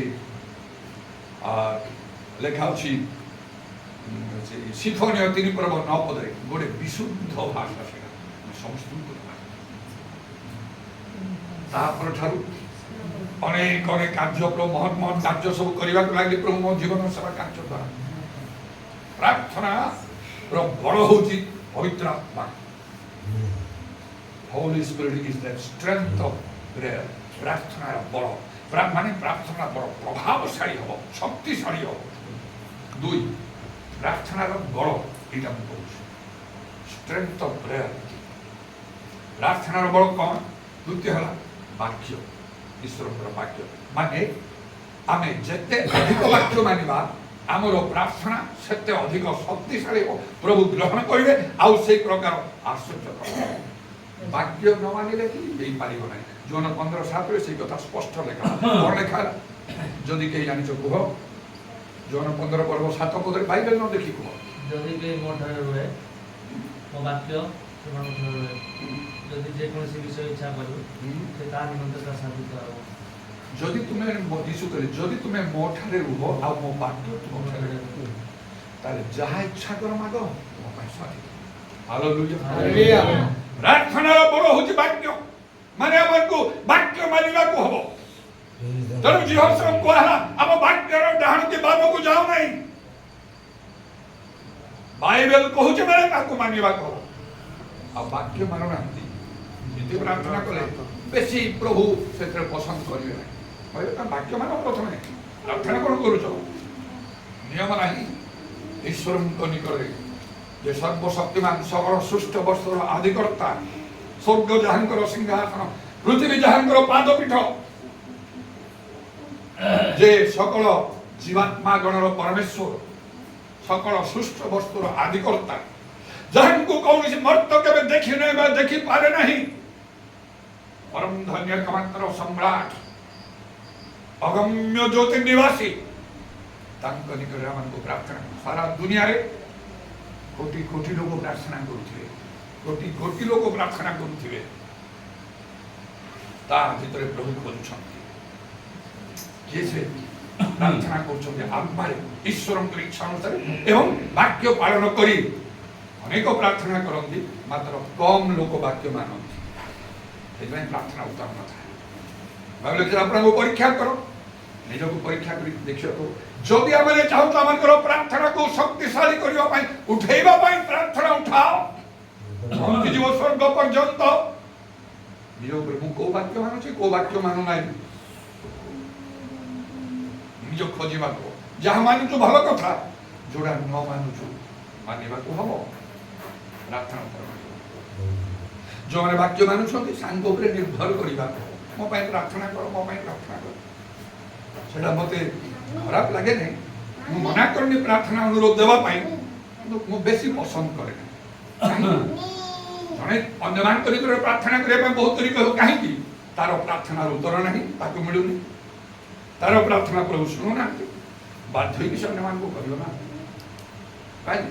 ସେ ଜିନିଷ 33 ଲେଖା ହେଲା, ତୁମ୍ଭେ ଆମ ନିକଟରେ ପ୍ରାର୍ଥନା କର, ତମର ମୋର ଡାଇରେକ୍ଟ ଅନ୍ୟ ପାଖକୁ କାହିଁକି କରୁଛ? ପ୍ରଭୁଙ୍କର ଧନ୍ୟବାଦ ଦଉଛି। ଆଉ ଇଏ ହେଉଛି ଦ୍ୱିତୀୟ ବିଷୟ, ପ୍ରାର୍ଥନାର ଶକ୍ତି ହେଲା କ'ଣ? ବାକ୍ୟ। ତୃତୀୟରେ ପ୍ରାର୍ଥନାର ବଳ, ଷ୍ଟ୍ରେଂଥ ଅଫ୍ ପାୱାର ହେଉଛି ଆର୍ତ୍ତନାଦ, ମାନେ ଚିଲେଇବା, ଚିତ୍କାର କରିବା। ଆଉ ସେଇ ଦିଶା जो लेखा होची केतरे 30 पर्वरु 19 पद ना आ से लेखा होची से तुमरो क्रंदन रबर अवश्य अनुग्रह करिवे सुनिबा मात्रे उत्तर देबे क्रंदन बोले आउ सॉरी ये हमरो राजकुमार क्रंदन बोले कोनटा सेरा कांदीवारा निश्चय सेरा ही जणा पड़ियो ओडिया बाइबल सेमते लेखा होची मात्र इंग्लिश बाइबल क्राई बोले लेखा होची CRY क्राई बोले उच्च स्वर करिबा कांदीबा नै सेरा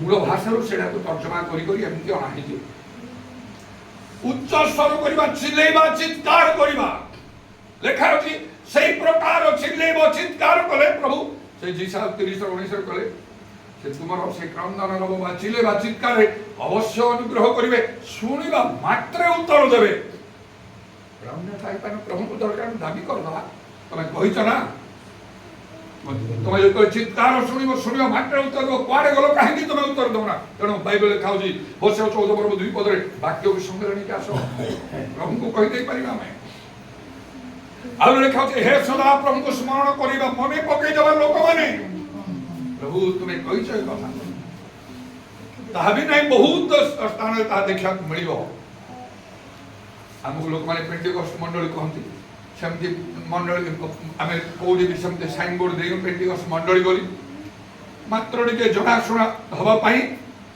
आउ गोटे बाइबल ना को पसंद कर तिमोथी पुस्तक जीवित ईश्वर मंडली church of the living God ठीक अच्छे लोक कहती साधारणतः मैंने पेंटिकस्ट लोक मैंने पाटितुंड करती पवित्र आत्मा परभाषा सब व्यवहार करती लोक जहाँ कहते जहाँ किसी बाकी अनुसार आम तो जीवित ईश्वर मंडली आमको चिल्ले प्रार्थना रे चिल्लेवा कह चित्कार करने को उच्च स्वर धीर स्थिर हम ना बाइबल लिखा ईश्वर वाक्य जीशु कहे आकाश पृथ्वी लोप हम मोर वाक्य सुन कदाच लोप हम अनेक प्रमुख निकट जदि केतल देखा हम सुजोग देवे कहीं मोर प्रार्थना शुणुना प्रभु प्रभु कहे तुम बाइबल पढ़ुच तो हाँ जीसा पुस्तक पढ़िच के हाँ 30 कौन लिखा जानी हाँ हाँ के कही दियो जदि जान बाइबल खोली पढ़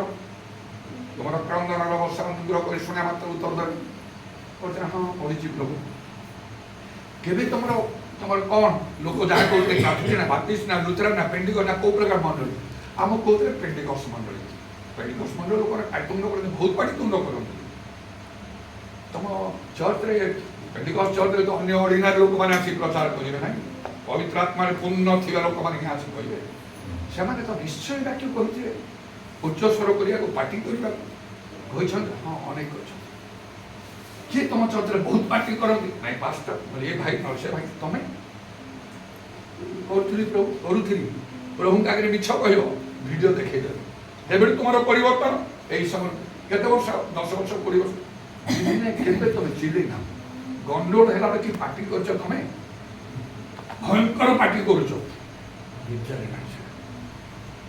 गीत संहिता पढ़ 55 पर्व जदि बाइबल पढ़ते कहार गीत हूँ दाऊदंकर 17 पदर कौन लिखा संध्या प्रभात मध्याह्न काल भावना करी रोदन माने पुणी कांदा सदापुर मोर अवश्य शुणे जदि टे कॉलेज फॉलेज पाठ पढ़ी पुओ कि झील हो प्रभु तुम कह मत जमी जीशु पचारे तुम क्वालिफिकेशन कौन के पाठ पढ़ी तुम हाथ जोड़ी अच्छा इंग्लिश बाइबल पढ़ी तो हाँ जदि ना कले कहीं पढ़ो कॉलेज पाठ पढ़ इंग्लिश जान जिते पुस्तक पढ़ इंग्लिश बाइबल कहीं पढ़ पढ़ार था प्रथम है भूल जदि पढ़ी कौन लिखाई कह इंग्रेजी Evening and morning and at noon will I pray and cry aloud. The Lord will hear my voice. संध्या प्रभात मध्याह्न काल रे मु भावना करी रोदन करी ना जोटा कि ओडिया रे इंग्रेजी रे will I pray and cry aloud. मु प्रार्थना करी आ बहुत उच्च स्वर करी तबे प्रभु मोर आवाज सुनिबे प्रभु कहे भलो उत्तर दो मात्र तमे भलो काम करना केबे तुमे तो बहुत उच्च स्वर करी प्रार्थना करना एटा दाऊदंकर प्रार्थना प्रभुंकर मनर मत लोक से तमें कहीं कल ना से तेणु तुम प्रार्थना उत्तर किसी मुझे नहीं प्रार्थना को जो फल नहीं रोग सुस्थ हो नहीं डाक्तर मो पास जीवार ना तुम बापा के माँ की स्वामी की स्त्री की पिला की कहार कौन मृत्यु जो देगला न था नॉर्मल प्रार्थना को चिल्ले चित्कार को तुम्हें कर बारंबार प्रचारक मैंने कहते मुख खोला उच्च स्वर कर कलो नहीं केबे मत दोष दौच प्रभु कहे मु उत्तर देरी नहीं उपवास कर जानी मेहनत कर जानी एमती अनेक प्रार्थना करने तुम्हें कह मंडली भी कर दे तुम मुख खोला कहे कहीं कल ना यहाँ कर्तव्य बहुत प्रभु धन्यवाद सीटा तो प्रभु जो मो पुओ प्राण छाड़ी 3 वर्ष गए जोहान 14 को स्मरण कर 2 थर अवश्य मन पड़ा यीशु कहे सत्य सत्य मुक्त कहूँ जेपरी विश्वास में जो जो कर्म कर से विशेष कर्म करे अपेक्षा अधिक कर्म कर बुझीगली प्रभु कौन कह राजा सम्मुखें कबर सम्मुख ठिया उच्च स्वर में कहले लिखा जीशु उच्च स्वर में कहले लाजार बाहर आस हालेलुया हालेलुया जीशु पदे कहते लाजार बाहर आस कहते खाली हाथ छापे थे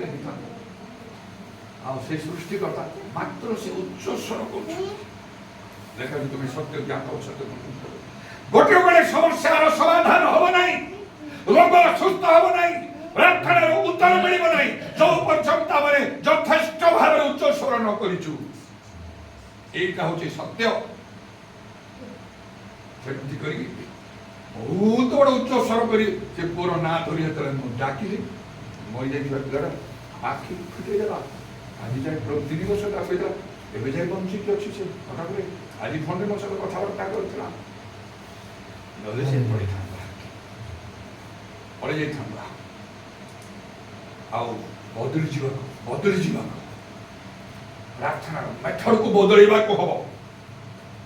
ଆଉ ମୁଁ ଯେତେବେଳେ ପ୍ରଥମେ ମୁଁ ଶୁଣିଲି, ମୁଁ ପ୍ରଥମ ଥର ବଦଳିଗଲି। ଦ୍ୱିତୀୟ ଥର ମୋତେ ଯେକୌଣସି ବିଷୟରେ ମୋର ପରିବର୍ତ୍ତନ ଆସିଛି, ମୋତେ ଦ୍ୱିତୀୟ ଥର ଲୋକ କହିନାହାନ୍ତି। ଯେଉଁ ପ୍ରଥମ ଥର କହିଲେ ଜାଣିଲି ବଦଳିଗଲି, ଗ୍ରହଣ କଲି, ସେମିତି ହେଲି। କାରଣ ଧାର୍ମିକତା ପାଇଁ ମନରେ କ୍ଷୁଧା ତୃଷା ଥିଲା। ସେଇ କ୍ଷୁଧା ତୃଷା ଆମ ସମସ୍ତଙ୍କର ଦରକାର। ଯୀଶୁଙ୍କୁ ଦେଖି ପବିତ୍ର ଆତ୍ମା ପାଇବି, ବାଇବେଲ ଯାହା କହୁଛି ମୁଁ ତାହା କରିବି, ତାହେଲେ ଯୀଶୁ ଖ୍ରୀଷ୍ଟ କାଲି ଚିରକାଳ ସମାନ। ଯେତେବେଳେ ମୁଁ ପବିତ୍ର ଆତ୍ମା ପ୍ରାପ୍ତ ହେବା ପାଇଁ ଯାଇଥିଲି ସେ ଆନନ୍ଦଗିରିରେ, ପ୍ରଥମ ଥର ପ୍ରାର୍ଥନା ବସିଲି। ସବୁ ପାପ ଭୁଲ ତ ସ୍ୱୀକାର କରିଛି, ସରଳ ନମ୍ର ଭାବରେ ମୁଁ ବସିଛି। ପ୍ରାର୍ଥନା ସରିଲା, ଗୋଟେ ଝିଅ ପିଲାଟି ପଚାରିଲା, ବାବୁ ତମେ ପବିତ୍ର ଆତ୍ମା ପାଇବା ଆସିଛ ନା? ହଁ। ତାହେଲେ ଏମିତି ଚୁପ୍ ହେଇକି ବସିଲେ କିଛି ହବନି, ମୁଖ ଖୋଲ। ବୁଝିପାରିଲେ? ନିଜର ସରିଲା ଲୋକ ଉଠିଗଲେ, ଗୋଟେ ପୁଅ ପିଲାଟେ ପାଖରେ ବସିଥିଲା। ପଚାରିଲି, ସେ ଯେ ଝିଅ କହିଲା ମୁଖ ଖୋଲ, ତାର ଅର୍ଥ କ'ଣ? ବୁଝି ନାହିଁ ତା। ସେ ଆଜ୍ଞା ଆପଣ ଉଚ୍ଚସ୍ୱର କରି ପ୍ରାର୍ଥନା କରିବେ ନା, ଆପଣ ଚୁପ୍ ହେଇକି ବସିଲେ କ'ଣ ହବ? ସମସ୍ତେ ଯେମିତି ଅଛନ୍ତି, ହାତ ତାଳି ମାରୁଛନ୍ତି, ଆଉ ସେ ଗୀତ ଗାଇବା ସମୟରେ, ଧନ୍ୟବାଦ କରିବା ସମୟରେ ଝିଅମାନେ ସ୍ତ୍ରୀ ଲୋକମାନେ ଚୁଡ଼ି ପିନ୍ଧିଥିଲେ, ସେମାନଙ୍କର ଚୁଡ଼ି ଗୁଡ଼ା ଭାଙ୍ଗି ବି ଗଦା ହେଇଯାଉଛି। ସରିଲା ପରେ ସେମାନେ ଝାଡ଼ୁ କରି ଉଠାଉଛନ୍ତି। ଆପଣ ସେମିତି ଏଇଟା ପାର୍ଟି କରିବା। ତାପରେ ଯେଉଁ ଗୀର୍ଜା ହେଲା ତା ପରଦିନ ଯେତେ ଲୋକ ପାର୍ଟି କରୁଥିଲେ, ସମସ୍ତଙ୍କ ଠାରୁ ମୋ ପାର୍ଟିଟା ଉଚ୍ଚ ଥିଲା। ସେଇ ଦିନଠାରୁ ମୁଁ ଷ୍ଟାର୍ଟ କରିଦେଲି ଉଚ୍ଚ ସ୍ୱର କରିବା। ଏମିତି ଯେତେ ବାକ୍ୟ ମୁଁ ଜାଣିଲି, ସେଇ ମୁହୂର୍ତ୍ତରେ ପ୍ରଭୁ ଚାହାନ୍ତି ସେ କରି ଆମକୁ ବଦଳି ଯିବାକୁ ହବ। ବାକ୍ୟ ଗ୍ରହଣ କରିବା, ପ୍ରାର୍ଥନାର ବଳ, ଷ୍ଟ୍ରେଂଥ ଅଫ୍ ପ୍ରେୟର ହଉଛି ଆଉ କ'ଣ? ଆର୍ତ୍ତନାଦ, କ୍ରାଇ, ଚିଲେଇବା, ଚିତ୍କାର କରିବା, ସାଉଟିଂ କରିବା। ଏଇଟା କର, ଦେଖ। ଏଇଟା ପାଇଁ ମୋ ଜୀବନକୁ, ମୋର ସେବା କାର୍ଯ୍ୟକୁ ପ୍ରଭୁ ବଦଳି ଦେଇଛନ୍ତି। ତମର ବି ହବ। ଦିନେ ଗୋଟେ ବଡ଼ ଆଶ୍ଚର୍ଯ୍ୟ କର୍ମ କରିବା ପାଇଁ ଗାଁରେ ଯିବା ସମୟରେ ସେ ସଡ଼କ ସାଂଘାତିକ ଅବସ୍ଥାରେ ଶେଷ ଅବସ୍ଥାରେ ଚାଲିଗଲା। ମୁଁ ଯାଇକି ତା ପାଇଁ ପ୍ରାର୍ଥନା କରିବାକୁ ଗଲି। ରାତି ଅଧ ସମୟରେ ତା ବାପା ଯେତେବେଳେ ଡାକିବ, ବାସର କବାଟ ମାରିକି ଆମେ ଶୋଇଛୁ। ଟିକେ ଦୟାକରି ଆସ ପ୍ରାର୍ଥନା କରିବ। ଯିବା ପାଇଁ ପ୍ରସ୍ତୁତ। ମୋ ସ୍ତ୍ରୀ କହିଲେ, ମୁଁ ଗୋଟେ ସ୍ୱପ୍ନ ଦେଖିଛି, ସେ ଗୋଟେ ବଡ଼ ପାହାଡ଼ ଉପରେ, ପଥର ଉପରେ ବସି ତାକୁ ବେକରେ ଫୁଲ ହାର ପିନ୍ଧା ହେଇଛି। ତାର ଅର୍ଥ ହେଲା ସେ ମରିବ, ସେ ବଞ୍ଚିବ ନାହିଁ। ତମେ କାହିଁକି ଯିବ? ମୁଁ କହିଲି ଏଇଟା ସ୍ୱପ୍ନ ଦର୍ଶନ ଭାବବାଣୀକୁ ପ୍ରାର୍ଥନା ବଦଳେଇ ଦିଏ। ଯଦି ସେମିତି ପ୍ରାର୍ଥନା କରିପାରିବା, କାରଣ ଯିଶାଙ୍କୁ ହିଜକିୟଙ୍କୁ ଯିଶା ଭବିଷ୍ୟବକ୍ତା କରି ତୁମେ ମରିବ, ବଞ୍ଚିବ ନାହିଁ। ଭବିଷ୍ୟତ ସେ ଏମିତି ପ୍ରଭୁଙ୍କ ନିକଟରେ ପ୍ରାର୍ଥନା କଲେ, ପ୍ରଭୁ ପୁଣି ଯିଶାଙ୍କୁ ପଠେଇ କରି ଯାହାର କହିଲ ସେ 15 ବର୍ଷ ବଞ୍ଚୁ। ସ୍ୱପ୍ନ ଦର୍ଶନକୁ ପ୍ରଭୁ ବଦଳେଇ ଦିଅନ୍ତି। ଆମ ପ୍ରାର୍ଥନାରେ ଆଜି ପ୍ରଭୁ କହିବା ପାଇଁ ଚାହୁଁଛନ୍ତି, ତାର ଷ୍ଟ୍ରେଂଥ, ତାର ବଳ ରହିବା ଦରକାର। ତମର ପ୍ରାର୍ଥନା ପ୍ରଭାବଶାଳୀ ହେବା ଦରକାର। ନର୍ମାଲ ପ୍ରାର୍ଥନା କଲେ ହବ ନାହିଁ, ଆମକୁ ବଦଳିବାକୁ ହବ। ଆର୍ତ୍ତନା, ତାପରେ ଆସିଲା କ୍ରତନ, ମାନେ ଅଶ୍ରୁପାତ, ଆଉ ଟିୟର୍ସ, ଲୁହ, ଅଶ୍ରୁ ଦେବା। ଅଶ୍ରୁ ଲୁହ ହଉଛି ପ୍ରାର୍ଥନାର ବଳ। ପ୍ରାର୍ଥନା ବଡ଼ ଶକ୍ତିଶାଳୀ ହବ। ତେଣୁ ଲେଖା ଅଛି ଗୀତ ସଂହିତା 34 ପର୍ବର 18 ପଦରେ, ସଦାପ୍ରଭୁ ଭଗ୍ନାନ୍ତମାନଙ୍କର ନିକଟବର୍ତ୍ତୀ ଅଟନ୍ତି, ସେ ଶୂନ୍ୟ ମନମାନଙ୍କୁ ତ୍ରାଣ କରନ୍ତି। ଆଉ ପ୍ରଭୁ ଯୀଶୁ ନିଜ ମଧ୍ୟ ଏପରି ଭାବରେ ପ୍ରାର୍ଥନା କରୁଥିଲେ ଜଗତରେ ଥିବା ସମୟରେ। ଏପରି 5 ପର୍ବ 7 ପଦ ଲେଖା ଅଛି, ପ୍ରବଳ ଆର୍ତ୍ତନାଦ ଅଶ୍ରୁ ସହକାରେ ସେ ପ୍ରାର୍ଥନା କଲେ। ପ୍ରବଳ ଆର୍ତ୍ତନାଦ ଆଉ ଅଶ୍ରୁ ଲୁହ, এইটা প্রার্থনার বড়। ଆଉ সেই ହିଜକିୟ ସେମିତି ଅତି ସୟରୋଦନ କଲେ। ଲେଖା ଅଛି ତମେ ମରିବ, ବଞ୍ଚିବ ନାହିଁ କହିବା। ଅତି ସୟରୋଦନ କଲେ, ବହୁତ କାନ୍ଦିଲେ। ଯିଶା 38 ପର୍ବରେ ମରିବ। ତାପରେ ବହୁ କଲେ ସେ ବଞ୍ଚିବ ଆଉ 15 ବର୍ଷ। ଦିନେ ମୋ ଭଉଣୀ ଶାନ୍ତି ଯେତେବେଳେ ଥିଲା ଆଉ ତାର ମଧ୍ୟ ମୋ ଅନେକ ସ୍ୱପ୍ନ ଦର୍ଶନ ଭିତରେ ମୁଁ ଜାଣିଲି ଯେ ସେ ମରିଯାଇଛି, ଯୀଶୁ ଆସି ସାନ୍ତ୍ୱନା ଦେଉଛନ୍ତି ଆମକୁ ଘରେ, ଆମେ ତାକୁ କବର କରିବାକୁ ନେଉଛୁ। ବାଇବେଲ କହୁଛି କବର ଦିଆହବ। ତାପରେ ସତରେ ସତରେ ପୁରୀ ସାଂଘାତିକ ହେଇଗଲା ଆଉ ତାର ଶେଷ ସମୟ ପହଞ୍ଚିଗଲା ଗାଁରେ। ଆଉ ମୋ ପୁଅ ଝିଅ ଛୋଟ ଛୋଟ ଥିଲେ, ସେମାନେ ଟିକେ ପାଖକୁ ଆଣିଦିଅ, ଟିକେ ମୁଁ ସେମାନଙ୍କୁ ନେଇ ଧରିବି, ମାନେ ସେ ଜୀବନ ତାର ଛାଡ଼ିଗଲି। ସେମିତି କଲା। ତାପରେ ତାର ଶେଷ ନିଶ୍ୱାସ ତ୍ୟାଗ କରିବାକୁ ଯାଉଛି। ସମସ୍ତେ କାନ୍ଦି କାନ୍ଦି ଉଠିଲେ। ମୁଁ କହିଲି କାନ୍ଦ ନାହିଁ, କାନ୍ଦିକି ପ୍ରାର୍ଥନା କର କହିକି ମୁଁ ତାକୁ ଧରି ଅଧଘଣ୍ଟା ପର୍ଯ୍ୟନ୍ତ ଖୁବ୍ କାନ୍ଦିଲି। ଆଉ ପ୍ରଭୁଙ୍କୁ କହିଲି, ପ୍ରଭୁ ହିଜୋଗ୍ୟ କାନ୍ଦିବାରୁ 15 ବର୍ଷ ଆୟୁଷ ଦେଲ, ତୁମଠାରେ ମୁଖାପେକ୍ଷା ନାହିଁ। ପ୍ରେରିତ 10 ପର୍ବ 34 ପଦ ଅନୁସାରେ ମୋର କାନ୍ଦ ଯଦି ହିଜୋଗ୍ୟର କାନ୍ଦ ସହିତ ସମାନ ହଉଛି, ମୋ ଭଉଣୀକୁ ମଧ୍ୟ ତୁମେ ବଞ୍ଚିବାକୁ ଦବ। ମୁଁ ଦେଖିଛି ସ୍ୱପ୍ନ ଦର୍ଶନରେ ସେ ମରିଛି, ଯୀଶୁ ଆସିଛନ୍ତି, ସାନ୍ତ୍ୱନା ଦଉଛନ୍ତି, କବର ହେବାକୁ ଯାଉଛି। ମାତ୍ର ତୁମର ମୁଖାପେକ୍ଷା ନାହିଁ ନା। ତାକୁ 15 ବର୍ଷର ମୋ ଭଉଣୀ କାହିଁ ଅଧଘଣ୍ଟା ମୋତେ ଖୁବ୍ କାନ୍ଦିକି ପ୍ରାର୍ଥନା କରି, ତାପରେ ହଠାତ୍ ମୋର ପ୍ରାର୍ଥନା ବନ୍ଦ ହେଇଗଲା, ଆଉ କରିପାରିଲି ନାହିଁ।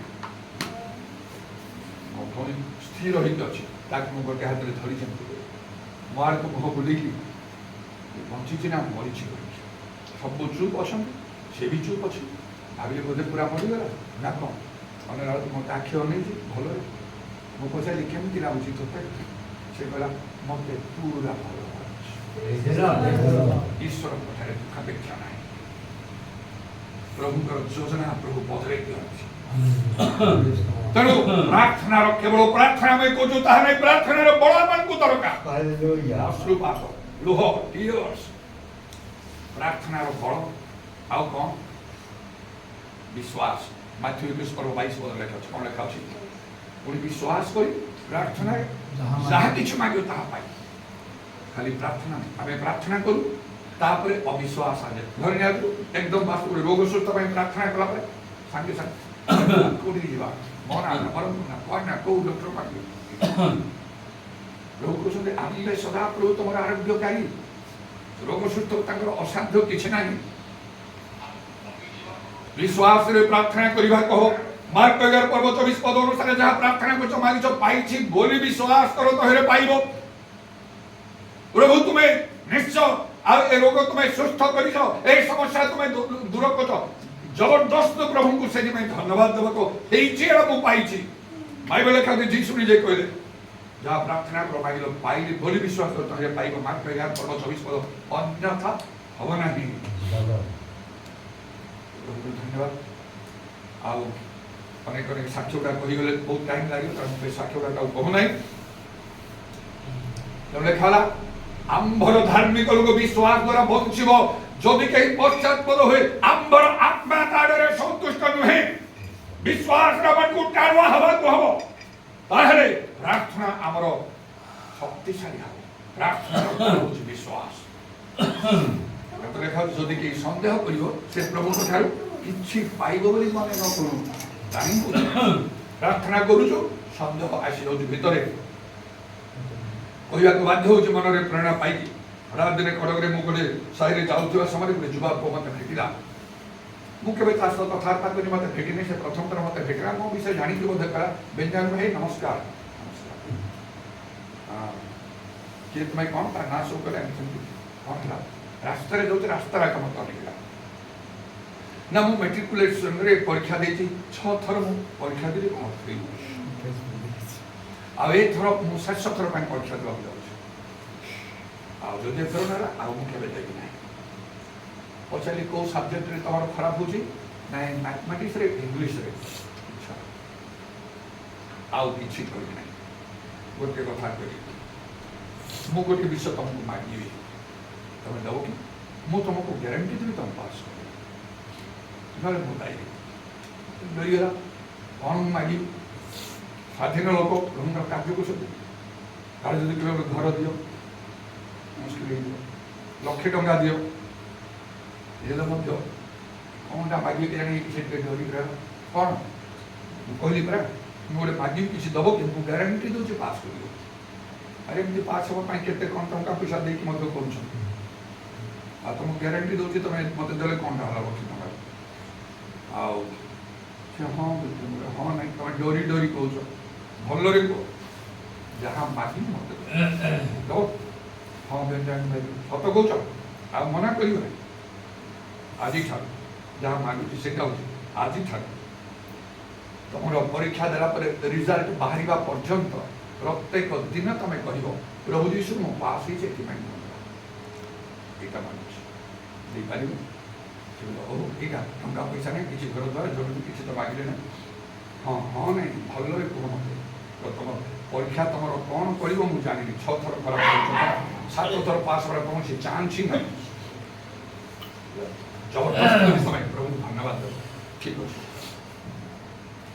ତାପରେ ଏତେ ଦିନ ଗଲା, ସେ ପରୀକ୍ଷା ଦେଲା, ପରୀକ୍ଷା ଦେଇ ସାରିକି ଦିନେ ପୁଣି ମୋତେ ରାସ୍ତାରେ ଭାଇ ନମସ୍କାର କର, ମୋଟା ତାର ଶୁଖି ଯାଇଛି।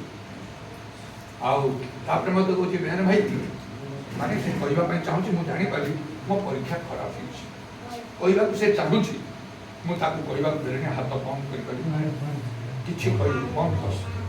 ମୁଁ ଯାହା କହିଛି ସେଟା ତୁମେ କରୁଛ, ସବୁଦିନ ତୁମେ ଧନ୍ୟବାଦ ଦେଉଛ ପ୍ରଭୁ ଯୀଶୁ ମୁଁ ପାସ୍ କରୁଛି। ହଁ ବସ୍ ବସ୍ ବସ୍ ସେତିକି, ଆଉ କିଛି ସବୁଦିନ କରିବ। ରିଜଲ୍ଟ ବାହାରିଲା ପରେ ମୋତେ ଦେଖା, ରିଜଲ୍ଟ ବାହାରିଲା ପରେ ଆସିଲା ମୋତେ ପୁଣି ସେ ବେନାର ଭାଇ ନମସ୍କାର କଲା। ଘରକୁ ଆସିକି ସେତେବେଳେ ତା ମୁଖରେ ହସ ଫୁଟିଛି। ସେ କହିବା ଆଗରୁ ମୁଁ କହିଲି ତମେ କହନି, ମୁଁ କହୁଛି ତମେ ପାସ୍ କରିଛ। ହଁ ବେନାର ଭାଇ ମୁଁ ପାସ୍ କରିଛି, କ୍ରାଇଷ୍ଟ କଲେଜରେ ନାମ ଲେଖି କଲେଜରେ ସେ ପାଠ କରିଛି। এই গোটে নেই, এপরি অনেক বিষয়।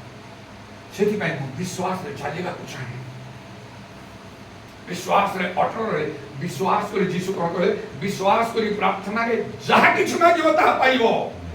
ଖାଲି ପ୍ରାର୍ଥନାରେ ବିଶ୍ୱାସ ହଉଛି ପ୍ରାର୍ଥନାର ବଡ଼ ଷ୍ଟ୍ରେଂଥ ଅଫ୍ ପ୍ରେୟର। ତାପରେ ହେଲା ଆଉ ଏକ ମନ, ମାଥ୍ୟୁ 18:19 ଲେଖା ଅଛି, ପୃଥିବୀରେ ତୁମମାନଙ୍କ ମଧ୍ୟରୁ 2 ଜଣ ଲୋକ ଯେକୌଣସି ବିଷୟରେ ଏକମନା ହୋଇ ଯାହା କିଛି ମାଗିବେ ମୋର ସ୍ୱର୍ଗସ୍ଥ ପିତାଙ୍କର ତ ଘଟିବ। 2 ଜଣ ଲୋକ ଏକମନାର ପ୍ରାର୍ଥନା, ସେଦିନ ବାଇବେଲ ଲେଖା ଅଛି ପାଉଲ ଶିଳାଙ୍କୁ ଯେତେବେଳେ ସେମାନଙ୍କୁ ଅନେକ ବେତ୍ରା ହାତ କରି ସେମାନଙ୍କୁ କାରାଗାରରେ ନିକ୍ଷେପ କଲେ, ସେତେବେଳେ ମଧ୍ୟରାତ୍ରି ସମୟରେ ବନ୍ଦୀମାନେ ଶୋଇଛନ୍ତି, ମାତ୍ର ଏମାନେ ପ୍ରଭୁଙ୍କ ନିକଟରେ ପ୍ରାର୍ଥନା କରୁଛନ୍ତି। ଲେଖା ଅଛି ଆଉ ଗୋଟେ ମହାଭୂମିକମ୍ପ ହେଲା, କାରାଗାରର ଭିତ୍ତିମୂଳ କମ୍ପିଲା, ତାର କବାଟ ସବୁ ଖୋଲିଗଲା, ଯେତେ ଲୋକଙ୍କୁ ସେମାନେ ଲୁହା ଚେନରେ ବାନ୍ଧିଥିଲେ ସେଗୁଡାକ ବି ଫୁଟିଗଲା, ସମସ୍ତେ ମୁକ୍ତ ହେଇଗଲେ। ଏ ମହାଭୂମିକମ୍ପରେ ସେ ଘର ଭାଙ୍ଗି ଭୁଷୁଡ଼ି ପଡ଼ି ସମସ୍ତେ ମରିବା କଥା, ସମସ୍ତେ ହାଲେଲୁୟା ପ୍ରେଜ୍ ଦ ଲର୍ଡ।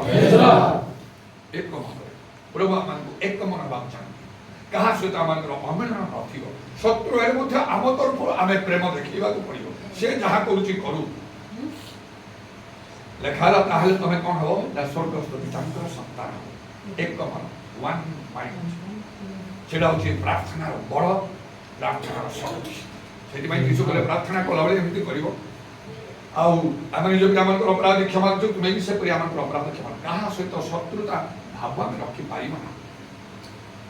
ଯେତେ ଯାହା ଭୁଲ କରୁଛି ସେ ଆମ ବିରୁଦ୍ଧରେ, ଆମେ ତାକୁ କ୍ଷମା କରିବାକୁ, ସେ ଆମକୁ କ୍ଷମା କରୁ ନ କରୁ, ଆମେ ସ୍ୱର୍ଗସ୍ଥ ପିତାଙ୍କର ସନ୍ତାନ ହେଇଯିବା। ସେତେବେଳେ ଆଉ ଗୋଟିଏ ପ୍ରାର୍ଥନାର ବଡ଼ ଷ୍ଟ୍ରେଂଥ ଅଫ୍ ପ୍ରେୟର ହେଲା ଉପବାସ।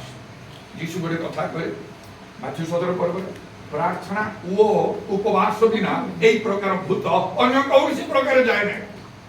ପ୍ରଭୁ ଆମକୁ ଏସବୁ ଭିତରେ ଏଇ କଥା କହିବା ପାଇଁ ଚାହୁଁଛନ୍ତି ଯେ ତମ ପ୍ରାର୍ଥନା ଶକ୍ତିଶାଳୀ ହଉ, ବଳବାନ ହଉ, ଆଉ ଦେଖ ମୁଁ ଅନେକ ଅନେକ ଆଶ୍ଚର୍ଯ୍ୟ କର୍ମ ତମ ପାଇଁ କରିବି, ତମମାନଙ୍କ ଦ୍ୱାର କରିବି, ତମମାନଙ୍କର ଅସମ୍ଭବ କିଛି ରହିବ ନାହିଁ, ତମର ରୋଗ ଆଉ ବିନା ଚିକିତ୍ସାରେ ସୁସ୍ଥ ହେଇଯିବ, ତମର କାର୍ଯ୍ୟର ସଫଳତା ମିଳିବ। ଅନେକ ଲୋକମାନେ ତମର ଶିକ୍ଷା ପ୍ରଚାର ଦ୍ୱାରା ମନ ପରିବର୍ତ୍ତନ କରିବେ, ଯେହେତୁ ବଡ଼ ବଡ଼ ଆଶ୍ଚର୍ଯ୍ୟ କର୍ମ ତମ ଦ୍ୱାରା ହେଇପାରିବ। ପ୍ରଭୁ ଯୀଶୁ ନିଜେ ଆଦର୍ଶ ହେଇକି 40 ଦିନ ପର୍ଯ୍ୟନ୍ତ ଉପବାସ କଲେ। ଏଷ୍ଟର କଥା ବାଇବେଲରେ ଆମେ ଦେଖୁଛୁ, 3 ଦିନ ପର୍ଯ୍ୟନ୍ତ ଦିନ ରାତି ନ ଖାଇ ନ ପିଇ ସେ ଉପବାସ କଲା ପରେ ସବୁ ବିଷ ଓଲଟ ପାଲଟ ହେଇଗଲା। ଏଇଟା ସବୁ ଯାହା ମୁଁ କହୁଛି ମୋ ଜୀବନରେ ମୁଁ ସବୁ କରିକି ଆସିଛି। ଦିନେ କ'ଣ, 2 ଦିନ କ'ଣ, 3 ଦିନ କ'ଣ, ଏମିତି ଅନେକ ଦିନ ଧରି 8-10 ଦିନ ପର୍ଯ୍ୟନ୍ତ ଦିନ ରାତି ନ ଖାଇ ନ ପିଇକି ମଧ୍ୟ ପ୍ରଭୁଙ୍କ ନିକଟରେ ମୁଁ ପ୍ରାର୍ଥନା କଲି। ଆଉ ପ୍ରଭୁଙ୍କର ଶକ୍ତି ପରାକ୍ରମ ସବୁ ପ୍ରାପ୍ତ ହୋଇକି ନାନା ଆଶ୍ଚର୍ଯ୍ୟ କର୍ମ ପ୍ରଭୁ କହିଛନ୍ତି ସେଟା ତମାନଙ୍କ ଦ୍ୱାରା ହବ। ଏଇଟା ହେଉଛି ପ୍ରାର୍ଥନାର ବଳ। ଗୀତ ସଂହିତା 65 ପର୍ବର 1-2 ପଦ ଲେଖା ଅଛି। ଆଉ କ'ଣ ସେ ଲେଖା ହେଉଛି, ହେ ଇସ୍ରାଏଲର ପ୍ରଶଂସା ନିବାସୀ, ତୁମ୍ଭ ଉଦ୍ଦେଶ୍ୟରେ ମାନତ ପୂର୍ଣ୍ଣ କରାଯିବ। ଆଉ ସେ 1 ପଦରେ, ଆଉ ତାପରେ 2 ପଦରେ ଲେଖା ହେଲା, ଆଉ ସକଳ ପ୍ରାଣୀ, ଆଉ ପ୍ରାର୍ଥନା ଶ୍ରବଣ କାର୍ଯ୍ୟ ତୁମେ ତୁମ ନିକଟକୁ ସକଳ ପ୍ରାଣୀ ଆସିବେ। ପ୍ରାର୍ଥନା ଶ୍ରବଣକାରୀ ସକଳ ପ୍ରାଣୀ ଆସି ପ୍ରାର୍ଥନା କରିବେ। ପରେ 2ରେ 1ରେ କୁହାଗଲା ତୁମ ଉଦ୍ଦେଶ୍ୟରେ ମାନତ ପୂର୍ଣ୍ଣ କରାଯିବ। ଏ ମାନତ ମଧ୍ୟ ପ୍ରାର୍ଥନାର ଗୋଟିଏ ବଳ, ଷ୍ଟ୍ରେଂଥ ଅଫ ପ୍ରେୟର। ହାନ୍ନାର କଥା ଆମେ ଦେଖୁଛୁ, ସେ ବନ୍ଧ୍ୟା ସ୍ତ୍ରୀ ଲୋକ ଥିଲା। ଓ ପ୍ରତ୍ୟେକ ବର୍ଷ ପ୍ରଭୁଙ୍କ ସେବା କରିବ, ମାତ୍ର ଗୋଟିଏ ସମୟରେ ସେ ପ୍ରାର୍ଥନା କଲା, ଅତିଶ ରୋଦନ କଲା, ଆଉ ମାନତ କରି କହିଲା, ଯଦି ଗୋଟେ ପୁଅ ପିଲା ମତେ ଦେବ ମୁଁ ତାଙ୍କୁ ଦେଇଦେବି ତୁମ ଉଦ୍ଦେଶ୍ୟରେ। ଏହିପରି କରି ଘରକୁ ଫେରିଲା ପରେ ଲେଖା ଅଛି, ସଦା ପ୍ରଭୁ ହାନ୍ନାକୁ ସ୍ମରଣ କଲେ। ହାଲେଲୁୟା, ପ୍ରେଜ୍ ଦ ଲର୍ଡ। ପ୍ରଭୁ ଆମକୁ କହିବା ପାଇଁ ଚାହୁଁଛନ୍ତି, ଆଜି ରାତି ମୁଁ ତମକୁ ସ୍ମରଣ କରିବାକୁ ଚାହୁଁଛି, ମତେ ତମେ ସ୍ମରଣ କରେଇ ଦିଅ। କେବେ ଯଦି ନ କରିଛ ଭଲରେ ମାନତ କର।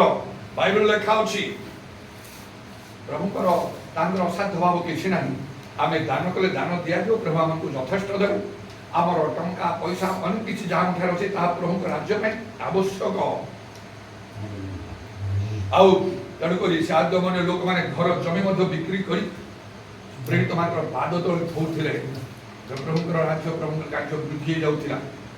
ଆଉ ଯେତେବେଳେ ପ୍ରଭୁ ତାକୁ ମନେ ପକେଇଲେ, ସେ ପ୍ରଧାନ ପୁଅ ଜନ୍ମ କଲା, ତା ନାମ ଦେଲା ସାମୁଏଲ। ମାନେ ଆଉ ସଦାପ୍ରଭୁ ଈଶ୍ୱର ଦତ୍ତ ପ୍ରଭୁ ଦେଇଛନ୍ତି। ଏଇଟା ଟିକେ ବଡ ହେଲା ପରେ ତାକୁ ନେଇକି ଏଲି ରାଜାଙ୍କ ପାଖରେ କହିଲା, ମୁଁ ମାନତ କରୁଥିଲି, ପ୍ରଭୁ ଯଦି ମତେ ଗୋଟେ ପୁଅ ଦେବେ ମୁଁ ଦେଇଦେବି। ଏ ପୁଅକୁ ମୁଁ ଛାଡ଼ି ଦଉଛି ଏଠି। ଅନେକ ବର୍ଷ ତାର ପୁଅ ନଥିଲା, ସେ କେମିତି ସେ ପୁଅକୁ ନେଇକି ଦେଇକି ଯାଇକି ଘରେ ରହିପାରିବ? ମନେ ପଡିବ ମାକୁ ସେ ଛୋଟ ପିଲାର କଥା। ମାତ୍ର ମାନତ କରିଛି ସେ ଦେଇଦେଲା। ତାପରେ ଲେଖା ହେଉଛି କ'ଣ, ସଦାପ୍ରଭୁ ପୁନର୍ବାର କ'ଣ କଲେ, ହାନ୍ନାକୁ ସ୍ମରଣ କଲେ, ଆହୁରି 3 ପୁଅ ଦେଇଦେଲେ, 2 ଝିଅ ଦେଇଦେଲେ। ହାଲେଲୁୟା। ଲେଖା ହେଉଛି ବନ୍ଧ୍ୟାମାନଙ୍କୁ ଆଉ ସେ ସନ୍ତାନ ମାନଙ୍କର ଆନନ୍ଦମୟ ଜନନୀ କରନ୍ତି। ସେ ଏଇଟା ହେଉଛି ପ୍ରାର୍ଥନାର ବଡ ଷ୍ଟ୍ରେଂଥ ଅଫ ପ୍ରେୟର। ଆମକୁ କରିବାକୁ ଭଲରେ ଗୋଟେ ସମୟରେ ଗୋଟେ ବିଷୟ ମୁଁ କେବଳ ପ୍ରାର୍ଥନା କରୁଥିଲି, ହଉନଥିଲା ଗୋଟେ ବିଶେଷ କାର୍ଯ୍ୟ। ପ୍ରଭୁ ଆତ୍ମାରେ କଥା କହିଲେ, ତମେ ମାନତ କାହିଁକି କରୁନ? ତମେ ପାଷ୍ଟର, ଅନେକ ଲୋକ ତମ ମାନତ କରି ଏଇଟା ମୋର ମାନତ ଥିଲା ଦେଉଛନ୍ତି, ତମେ ତ କରୁନ କେବେ, କାହିଁକି? ଭଲରେ ଗୋଟେ ମାନତ କର। ତାପରେ ଯୋଉ କାର୍ଯ୍ୟ ବାରମ୍ବାର ବିଫଳ ହେଉଥିଲା, ପୁରା ସୁନ୍ଦର ଭାବରେ ସଫଳ ହେଇଗଲା। ପ୍ରାର୍ଥନାର ଏଇଟା ହେଉଛି ବଳ। ତାପରେ ପ୍ରାର୍ଥନାର ବଳ ଗଲା ଧାର୍ମିକତା, ଯାକୁ ପୁସ୍ତକ 5 ପର୍ବ ଲେଖା ଅଛି। ଧାର୍ମିକ ଲୋକର, ଧାର୍ମିକ ବ୍ୟକ୍ତିର ଏକାନ୍ତ ଚିତ୍ତର ପ୍ରାର୍ଥନା ଅନେକ କାର୍ଯ୍ୟ ସାଧନ କରିପାରେ। ଧାର୍ମିକତା କ'ଣ? ଯାହା ପ୍ରଭୁଙ୍କର ବାକ୍ୟରେ ସବୁ ନୀତି ନିୟମ ଲେଖା ଅଛି, କଡ଼ାକଡ଼ି ଭାବରେ ସେଇଟା ମାନିବା। ଲୋକ 1 ପର୍ବର 5-6 ପଦରେ ଲେଖା ଅଛି, ଏଲିୟପ୍ତ ଆଉ ସେ ଜିଖରିୟ ଏଲିସାବେଥ ସେମାନେ ପ୍ରଭୁଙ୍କର ସମସ୍ତ ଆଜ୍ଞା ବିଧି ଅନୁସାରେ ନିର୍ଦ୍ଦୋଷ ରୂପେ ଆଚରଣ କରି ଈଶ୍ୱରଙ୍କ ଦୃଷ୍ଟିରେ ଧାର୍ମିକ ଥିଲେ। ଯେତେବେଳେ ହାରଣଙ୍କର 2 ପୁଅ ନାଦବ ଅବିହୁ ସେମାନେ ଗଲେ ଇତର ଅଗ୍ନି ଉତ୍ସର୍ଗ କଲେ, ବେଦୀର ଅଗ୍ନି ସେମାନଙ୍କୁ ଗ୍ରାସ କଲା। ବାହାରୁ ଅଗ୍ନି ଆଣିଲେ, ସେଟା ବେଦୀରୁ ନେବାର ଥିଲା। ସେମିତି ବାଇବେଲର ଟିକେ ନିକେ ଏପାଖେ ସେପାଖେ ହବାର ନାହିଁ। ତେଣୁ ଲେଖା ଅଛି, ଆଉ ସେ ହିତୋପଦେଶ 15 ପର୍ବ 29 ପଦରେ, ସଦାପ୍ରଭୁ ଦୁଷ୍ଟମାନ ଠାରୁ ଦୂରରେ ଥାନ୍ତି, ସେ ଧାର୍ମିକ ମାନଙ୍କର ପ୍ରାର୍ଥନା ଶୁଣନ୍ତି। ବାଇବେଲର ସବୁ କଥା ଟିକେ ନିକେ ଆମମାନଙ୍କୁ ମାନିବାକୁ ହବ, ନହେଲେ ଅନେକ ଆମଙ୍କର ପ୍ରାର୍ଥନା ପ୍ରଭୁଙ୍କର ଗ୍ରାହ୍ୟ ହବନି। ଧାର୍ମିକତା, ରାଇଟିୟସନେସ୍, ସେଇଟା ହେଉଛି ପ୍ରାର୍ଥନାର ବଳ। ପ୍ରଭୁଙ୍କର ଧନ୍ୟବାଦ ହଉ। ଏ ସବୁର ଭିତରେ ଆଉ କ'ଣ ନା, ଶ୍ରେଷ୍ଠ ପାପ କ୍ଷମା ମଧ୍ୟ ପ୍ରାର୍ଥନାର ବଡ଼ ଷ୍ଟ୍ରେଂଥ ଅଫ ପ୍ରେୟର। ସେଇ 2 ବଂଶାବଳୀ 7 ପର୍ବ 14 ପଦ କଥା। ଯେବେ ଆମମାନେ ଆମର ବିଖ୍ୟାତ ଆମ ଲୋକମାନେ ଆପଣମାନଙ୍କୁ ନମ୍ର କରି ପ୍ରାର୍ଥନା କରିବେ, ମୁଖ ଅନ୍ୱେଷଣ କରି ଆପଣ କୁପଥରୁ ଫେରିବେ, ତେବେ ଆମେ ସ୍ୱର୍ଗରୁ ଶୁଣିବା, ସେମାନଙ୍କର ପାପ କ୍ଷମା କରିବା, ସେମାନଙ୍କର ଦେଶ ସୁସ୍ଥ। ପାପ କ୍ଷମା କଲା ପରେ ସ୍ୱର୍ଗରୁ ଶୁଣିବା, ପାପ କ୍ଷମା। ଯେତେ ଯାହା ମାନେ କରୁ, ଯଦି ପାପକୁ ଆମେ ରଖିଛୁ ଭିତରେ, ଲେଖା ଅଛି ମନ ମଧ୍ୟରେ ଅଧର୍ମକୁ ଆଦର କଲେ ପ୍ରଭୁ ମୋ କଥା ଶୁଣିବେ। ପ୍ରଭୁ ସେ ଭିତରେ ତ ଅଧର୍ମ ରଖିଛ, ଆଦର କରୁଛ, ପାପ ତ ଛାଡ଼ି ପାରୁନ, ଗୁପ୍ତରେ ତ ଅଛି ତମ ଠାରେ ପାପ। କେମିତି ତମେ ଭାବୁଛ ପ୍ରଭୁ ତମର ପ୍ରାର୍ଥନା ଉତ୍ତର ଦେବେ? ମଶାଙ୍କୁ ପ୍ରଥମେ ଦର୍ଶନ ଦେଇ କଲେ ତୁମେ ଯୋଉଠି ଠିଆ ହେଇଛ ମଶା ତାହା ପବିତ୍ର ଭୂମି ଲେବିୟ 19:1 ଲେଖା ଅଛି ଆମେ ପବିତ୍ର ତେଣୁ ତୁମେ ପବିତ୍ର ହୁଅ। ଲେଖା ଅଛି ଏହି ପବିତ୍ରତାର ସୌନ୍ଦର୍ଯ୍ୟରେ ସଦା ସେତେବେଳେ ଆମର ପ୍ରାର୍ଥନା ଉପରକୁ ଯିବ। କଣ ଲେଖା ଅଛି? ଆଜି ମୁଁ ଯୋଉ କଥା କହୁଛି ଲିଫ୍ଟ ଅପ୍ ୟୋର ପ୍ରେୟାର, ତମର ପ୍ରାର୍ଥନା ଉପରକୁ ଉଠାଅ। ପ୍ରାର୍ଥନା ଉଠିବ ଉପରକୁ। ହିଜୋକ୍ୟଙ୍କୁ ଆଉ ହିଜୋକ୍ୟ ରାଜା କହି ପଠେଇଲେ ସେ ଆଉ ଦିଶା ଭବିଷ୍ୟତ ବକ୍ତାଙ୍କୁ ବଡ଼ ସମସ୍ୟାରେ ଆମେ ପଡ଼ିଛୁ। କଣ କହିଲେ? ଆଉ କଣ ନା ସନ୍ତାନ ମାନେ ପ୍ରସବ ଦ୍ୱାରରେ ଉପସ୍ଥିତ ମାତ୍ର ପ୍ରସବ କରିବାକୁ ଶକ୍ତି ନାହିଁ। এই ପ୍ରକାର ଗୋଟେ ଭୟଙ୍କର ଅବସ୍ଥା। ସେ ରାଜା ମାଡ଼ିକି ଆଉ ସେଥିରେ ସୈନ୍ୟ ନେଇ କାମ କରି ସେ ଶକ୍ତି ନାହିଁ। ତାପରେ ଲିଫ୍ଟ ଅପ୍ ୟୋର ପ୍ରେୟାର, ତୁମର ପ୍ରାର୍ଥନା ଉଠା। ଯୋହନ 15 ଗୋଟେ କଥା ଲେଖା ଅଛି। ଯୀଶୁ କହିଲେ ନା ଆଉ ତୁମାନେ ଯାଇ ଫଳ ଉତ୍ପନ୍ନ କର, ତୁମାନଙ୍କର ଫଳ ସ୍ଥାୟୀ ହଉ। ଏଇଟା ନିଯୁକ୍ତ କରିଛି। ସେଥିରେ ତୁମେ ମୋ ନାମରେ ପିତାଙ୍କୁ ଯାହା ମାଗିବ ସେ ତାହା ମାନେ ପ୍ରାର୍ଥନାର ବଳ ହଉଛି ଆତ୍ମା ଲାଭ, সোল উইনিং। যদি আমরা প্রকৃতরে ଆଉ ସେ ଦାନିଏଲ ପୁସ୍ତକ 12:3 ଲେଖା ଅଛି ଅନେକଙ୍କୁ ଯୋଉମାନେ ଧର୍ମର ପ୍ରତି ଫେରି ଆଣନ୍ତି ଆକାଶର ଦିଗଦିଗଣ ତୁଲ ତେଜସ୍ୱୀ ଅନନ୍ତ କାଳ ତାରାଗଣ ପରି ସେମାନେ ତେଜସ୍ୱୀ ହେବେ। ଆମେ ଯେତିକି ଆତ୍ମା ଲାଭ କରିପାରିବା, ଅନେକଙ୍କୁ ପ୍ରଭୁଙ୍କ ନିକଟକୁ ଆଣିପାରିବା, ସେତେବେଳେ ପ୍ରଭୁଙ୍କର ସନ୍ତୋଷ ହେବ। ପ୍ରଭୁ ଯୀଶୁ ନିଜେ କହିଛନ୍ତି ଯାହା ମାଗିବ ମୋ ନାମରେ ପିତା ତମକୁ ଦେଇଦେବେ। ହାଲେଲୁୟା। ତେଣୁ ମୁଁ ଏଇ ଗୋଟିଏ କାର୍ଯ୍ୟ, ଦ୍ୱିତୀୟ କାର୍ଯ୍ୟ ମୋ ଜୀବନରେ ନାହିଁ। ଏ 42 ବର୍ଷ ଭିତରେ ଯାହା କରୁଛି ଆତ୍ମା ଲାଭ, সোল উইনিং। ଆଉ କେତେ ପରିଶ୍ରମ କରିବାକୁ ହୁଏ ସେଥିପାଇଁ। ଗତ 9 ତାରିଖରୁ ରହିଛି ଏପର୍ଯ୍ୟନ୍ତ, ଆହୁରି କେତେ ଦିନ ରହିବାକୁ ହବ। ଏଇଟା ହେଲା ପରେ ସଲାଗ୍ରାମର ଚନ୍ଦ୍ରଗୁଡ଼ାକୁ ଯିବା କଥା ଅଛି। ଖାଇଗୁଡ଼ା ଗତ ରବିବାର ଯାଇଥିଲୁ, ବହୁତ ସୁନ୍ଦର ସେବା କାର୍ଯ୍ୟ ହେଲା। ଆମର ପାଷ୍ଟର ଆଉ ସୋମନାଥ ସେଠି ଅଛନ୍ତି, ନିଜେ ସେ ଖାଇବା ପିଇବା ସମସ୍ତଙ୍କ ପାଇଁ ତାଙ୍କ ପରିବାର ଆୟୋଜନ କରିଥିଲେ। ମାତ୍ର ସେମାନେ କହିଲେ ଆଉ ଆଜି ସନ୍ଧ୍ୟାରେ ମଧ୍ୟ ଗିର୍ଜା କରି ଯାଆନ୍ତୁ। ମୁଁ କହିଲି ବଡ଼ କ୍ଳାନ୍ତ ଲାଗୁଛି, ଲୁଗାପଡ଼ା କିଛି ଚେଞ୍ଜ କରିବାକୁ ଆଣିବୁ, କେମିତି ସନ୍ଧ୍ୟା ପର୍ଯ୍ୟନ୍ତ ରହିବା, ପୁଣି ମୋ ବଡି ଉପରେ ବହୁତ ପ୍ରେସର ବି ପଡ଼ିବ। ଆଉ ଦେଖିବା ଦିନେ କରିବା। ମୁଁ ଭାବିଲି ଏମିତି କରି ଖସିକି ଆସିବି ବୋଲି ଭାବିଲି, ସେଇଦିନ ତ ଛାଡ଼ିଦେଲି। ତାପରେ ପୁଣି ଫୋନ୍ କଲେ, ଆସିକି ଫୋନ୍ କରିକି ରହି କଥାରେ ନା ଆମେ ଚାହୁଁଛୁ ଆଉ ଆପଣ କଟକ ଫେରିଯିବା ପୂର୍ବରୁ 3 ଦିନ ମିଟିଂ ନେବେ ଏଠି ଆସିକି। ଏବେ ଆଉ ଏ ପାଷ୍ଟର ସାମସନଙ୍କୁ ପଚାରିଲି କ'ଣ ଏମାନେ ଏମିତି କହୁଛନ୍ତି, ତମାନେ ମଧ୍ୟ ରାଜି ଅଛ ନା କ'ଣ? ମୁଁ ଥିବା ଯାଏ ତ ସମସ୍ତେ ବନ୍ଧା ହେଇକି ରହୁଛନ୍ତି, ଗୋରୁ ବନ୍ଧା ହେଇକି ରହିଲା ପରି 10ଟା 12ଟା ପର୍ଯ୍ୟନ୍ତ କେତେବେଳକୁ ଗୋରୁ ଫିଟଉଛ? ଏମିତି ବି ସେ ସମୟରେ ଥିଲା, ବନ୍ଦ ହେଇକି କେହି କୁଆଡ଼େ ହଲଚଲ ହେଇପାରୁନାହାନ୍ତି। ବିଶେଷ କରି ଆଉ ପାଷ୍ଟର ସାମସନ ତାଙ୍କର 2 ପୁଅ ସଲୋମନ ଆଉ ଜେସନ, ମୁଁ ଯୁଆଡ଼େ ଗଲେ ସବୁ ଯାକ 3 ଜଣ ଯାକ ବନ୍ଦ ହେଇକି ରହୁଛନ୍ତି। ଅନ୍ୟମାନେ ମଧ୍ୟ ଯଦି ଭଲ କଥା ସେଇଆ, ତମାନେ ରାଜି ନା କ'ଣ? ପ୍ରଭୁ ତାଙ୍କ ମନରେ କାର୍ଯ୍ୟ ନାହିଁ ଭାଇନା, ଯଦି ସେମାନେ ଚାହୁଁଛନ୍ତି ଖୋଜୁଛନ୍ତି ତାହେଲେ ଯିବାକୁ ପଡ଼ିବ ବୋଲି। ବହୁତ କେତେ ଦିନ ମୁଁ କଟକରୁ ଦୂରେ ରହିବି, ନୂଆ ନୂଆ କାମ ଟିକେ କରିବାକୁ ପଡ଼ୁଛି, ବେଶୀ ଦିନ ଗ୍ୟାପ୍ ରହିବାଟା ମୋତେ ଠିକ୍ ବି ଲାଗୁନି। ପୁଣି କଣ୍ଟିନ୍ୟୁସଲି ମୁଁ ଯେଉଁ ମିଟିଂ ଗୁଡ଼ାକ ସବୁ ନେଉଛି, ଆଉ ଏ ଲାଇଭ୍ରେ ଏଠି ଲାଇଭ୍ ହେଇପାରୁନି ଯେହେତୁ, ଆଉ ଦେଖିଲି ବାହାରେ 5G ଲାଗୁଛି, 5G 4G ଅପ୍ ଡାଉନ୍ ହେଉଛି ଭିତରେ, ଆଉ ନେଟ୍ଟା ବହୁତ ଲୋ ଅଛି, ଡାଉନ୍ ଅଛି, ତେଣୁକରି ଭିଡ଼ିଓ କରାହେଉଛି। ଆଉ ତେଣୁ ମୋତେ ମୁଁ ଜାଣୁଛି କେବଳ ମୁଁ ଯାହା କହୁଛି କେବଳ ଆମେ ଯେତିକି ଅଛୁ ସେଥିପାଇଁ ନାହିଁ, ସାରା ଦୁନିଆ ଲୋକମାନେ ଦେଖିବେ ଶୁଣିବେ, ସେମାନେ ଉପକୃତ ହେବେ। ସେଥିରେ ମୋତେ ସତ୍ୟ ବାକ୍ୟ ଯଥାର୍ଥ ରୂପେ ମୁଁ ବ୍ୟବହାର କରି ଅନେକ ବ୍ୟକ୍ତିଗତ ଜୀବନର ସାକ୍ଷ୍ୟ ସହିତ ମୁଁ ପ୍ରକାଶ କରୁଛି, ଅନେକଙ୍କର ଯେପରି ଉପକାର ହେବ ସେଥିପାଇଁ। ତେଣୁ ମୋତେ ବଡ଼ କ୍ଳାନ୍ତ ଲାଗୁଛି। ସେମାନେ କହିଲେ ନାଇଁ ନାଇଁ, କଥା ହେଉଛି କ'ଣ, ବହୁତ ଲୋକମାନେ ଏଠି ଆସୁଛନ୍ତି ମିଟିଂ କରିକି ଯାଉଛନ୍ତି, ଷ୍ଟେଜରେ ଭଲ ଭଲ କଥା କହୁଛନ୍ତି, ପବିତ୍ର ଆତ୍ମାଙ୍କର କାର୍ଯ୍ୟ ହେଉନାହିଁ, ପବିତ୍ର ଆତ୍ମାରେ କେହି ପୂର୍ଣ୍ଣ ହେଉନାହାନ୍ତି। କହିଲେ ଖୋଲିକି ପାଷ୍ଟର ସାମସନଙ୍କ ସହିତ କଥାବାର୍ତ୍ତା କଲେ, ସେ ଜଣେ ଲୋକ ଯିଏକି ପବିତ୍ର ଆତ୍ମାଙ୍କର କାର୍ଯ୍ୟକ୍ରମଟି ଭଲରେ କରନ୍ତି। ତେଣୁକରି ଆମେ ଚାହୁଁଛୁ ତାଙ୍କୁ ଯେମିତି ବି ତମେ ଆଣିବ। ଏବେ 3 ଦିନ ପାଇଁ ଏ ବର୍ଷା ସମୟରେ କହିଲେ ହଁ ହଁ କିଛି ଅସୁବିଧା ନାହିଁ। ତାର କିଛି ଦିନ ପରେ ଆମେ ଖୋଲା ମେଲାରେ ଆହୁରି କରିବୁ। ଭାବି ଯେତେବେଳେ ଲୋକମାନେ ଏତେ ଆତୁରତାର ସହିତ ଡାକୁଛନ୍ତି, ମୋର ଆତ୍ମା ଲାଭ କରିବା, সোল উইনিং କରିବାର ମୋର ଏକାନ୍ତ ଇଚ୍ଛା, କେମିତି ମନା କରିବି? ହଉ ସେଇଟା ପୁଣି 3 ଦିନ ପର୍ଯ୍ୟନ୍ତ ସେଠି କରି ସେଟା ଲାଷ୍ଟ ମିଟିଂ ହେବ। ତାପରେ ନହେଲେ କଟକ ଫେରି କଟକରୁ ଖ୍ରୀଷ୍ଟିଆନ ହିନ୍ଦୁ ଅନେକ ଯେଉଁମାନେ ମୋ କାର୍ଯ୍ୟରେ ଅଛନ୍ତି କହୁଛନ୍ତି ଆଉ କେତେ ଦିନ ଲାଗିବ, କେବେ ଆପଣ ଆସିବେ ଇତ୍ୟାଦି ସବୁ ଯିବ ଆଉ 8-10 ଦିନ କି କ'ଣ। ଲୋକ ପ୍ରାର୍ଥନା ଅଛି ପ୍ରଭୁ ମୋ ଇଚ୍ଛାରେ ଯିବିନି, ଲୋକ ଡାକ୍ସନ୍ ଯିବିନି, ତୁମେ ଯେମିତି ଚାହୁଁଛ ଯେତେ ଦିନ ତୁମେ ରଖିବ ମୁଁ ରହିବି, ଯେବେ କହିବ ଯିବାକୁ ମୁଁ ସେବେ ଯିବି। ଏହିପରି ଭାବରେ ପ୍ରଭୁଙ୍କ ନିକଟରେ ମୁଁ ପ୍ରାର୍ଥନା କରେ ମଧ୍ୟ। ତେଣୁ ପ୍ରଭୁଙ୍କ ନାମକୁ ଧନ୍ୟବାଦ ଦିଏ। ଆଉ ପ୍ରଭୁ କିପରି ଯେତେବେଳେ ଆମେ ଆତ୍ମା ଲାଭ କରୁ, ଯେତେ ଅଧିକ ଆତ୍ମା ଲାଭ କରିବା ସେତେ ପ୍ରଭୁଙ୍କର ସନ୍ତୋଷଜନକ ତାହା।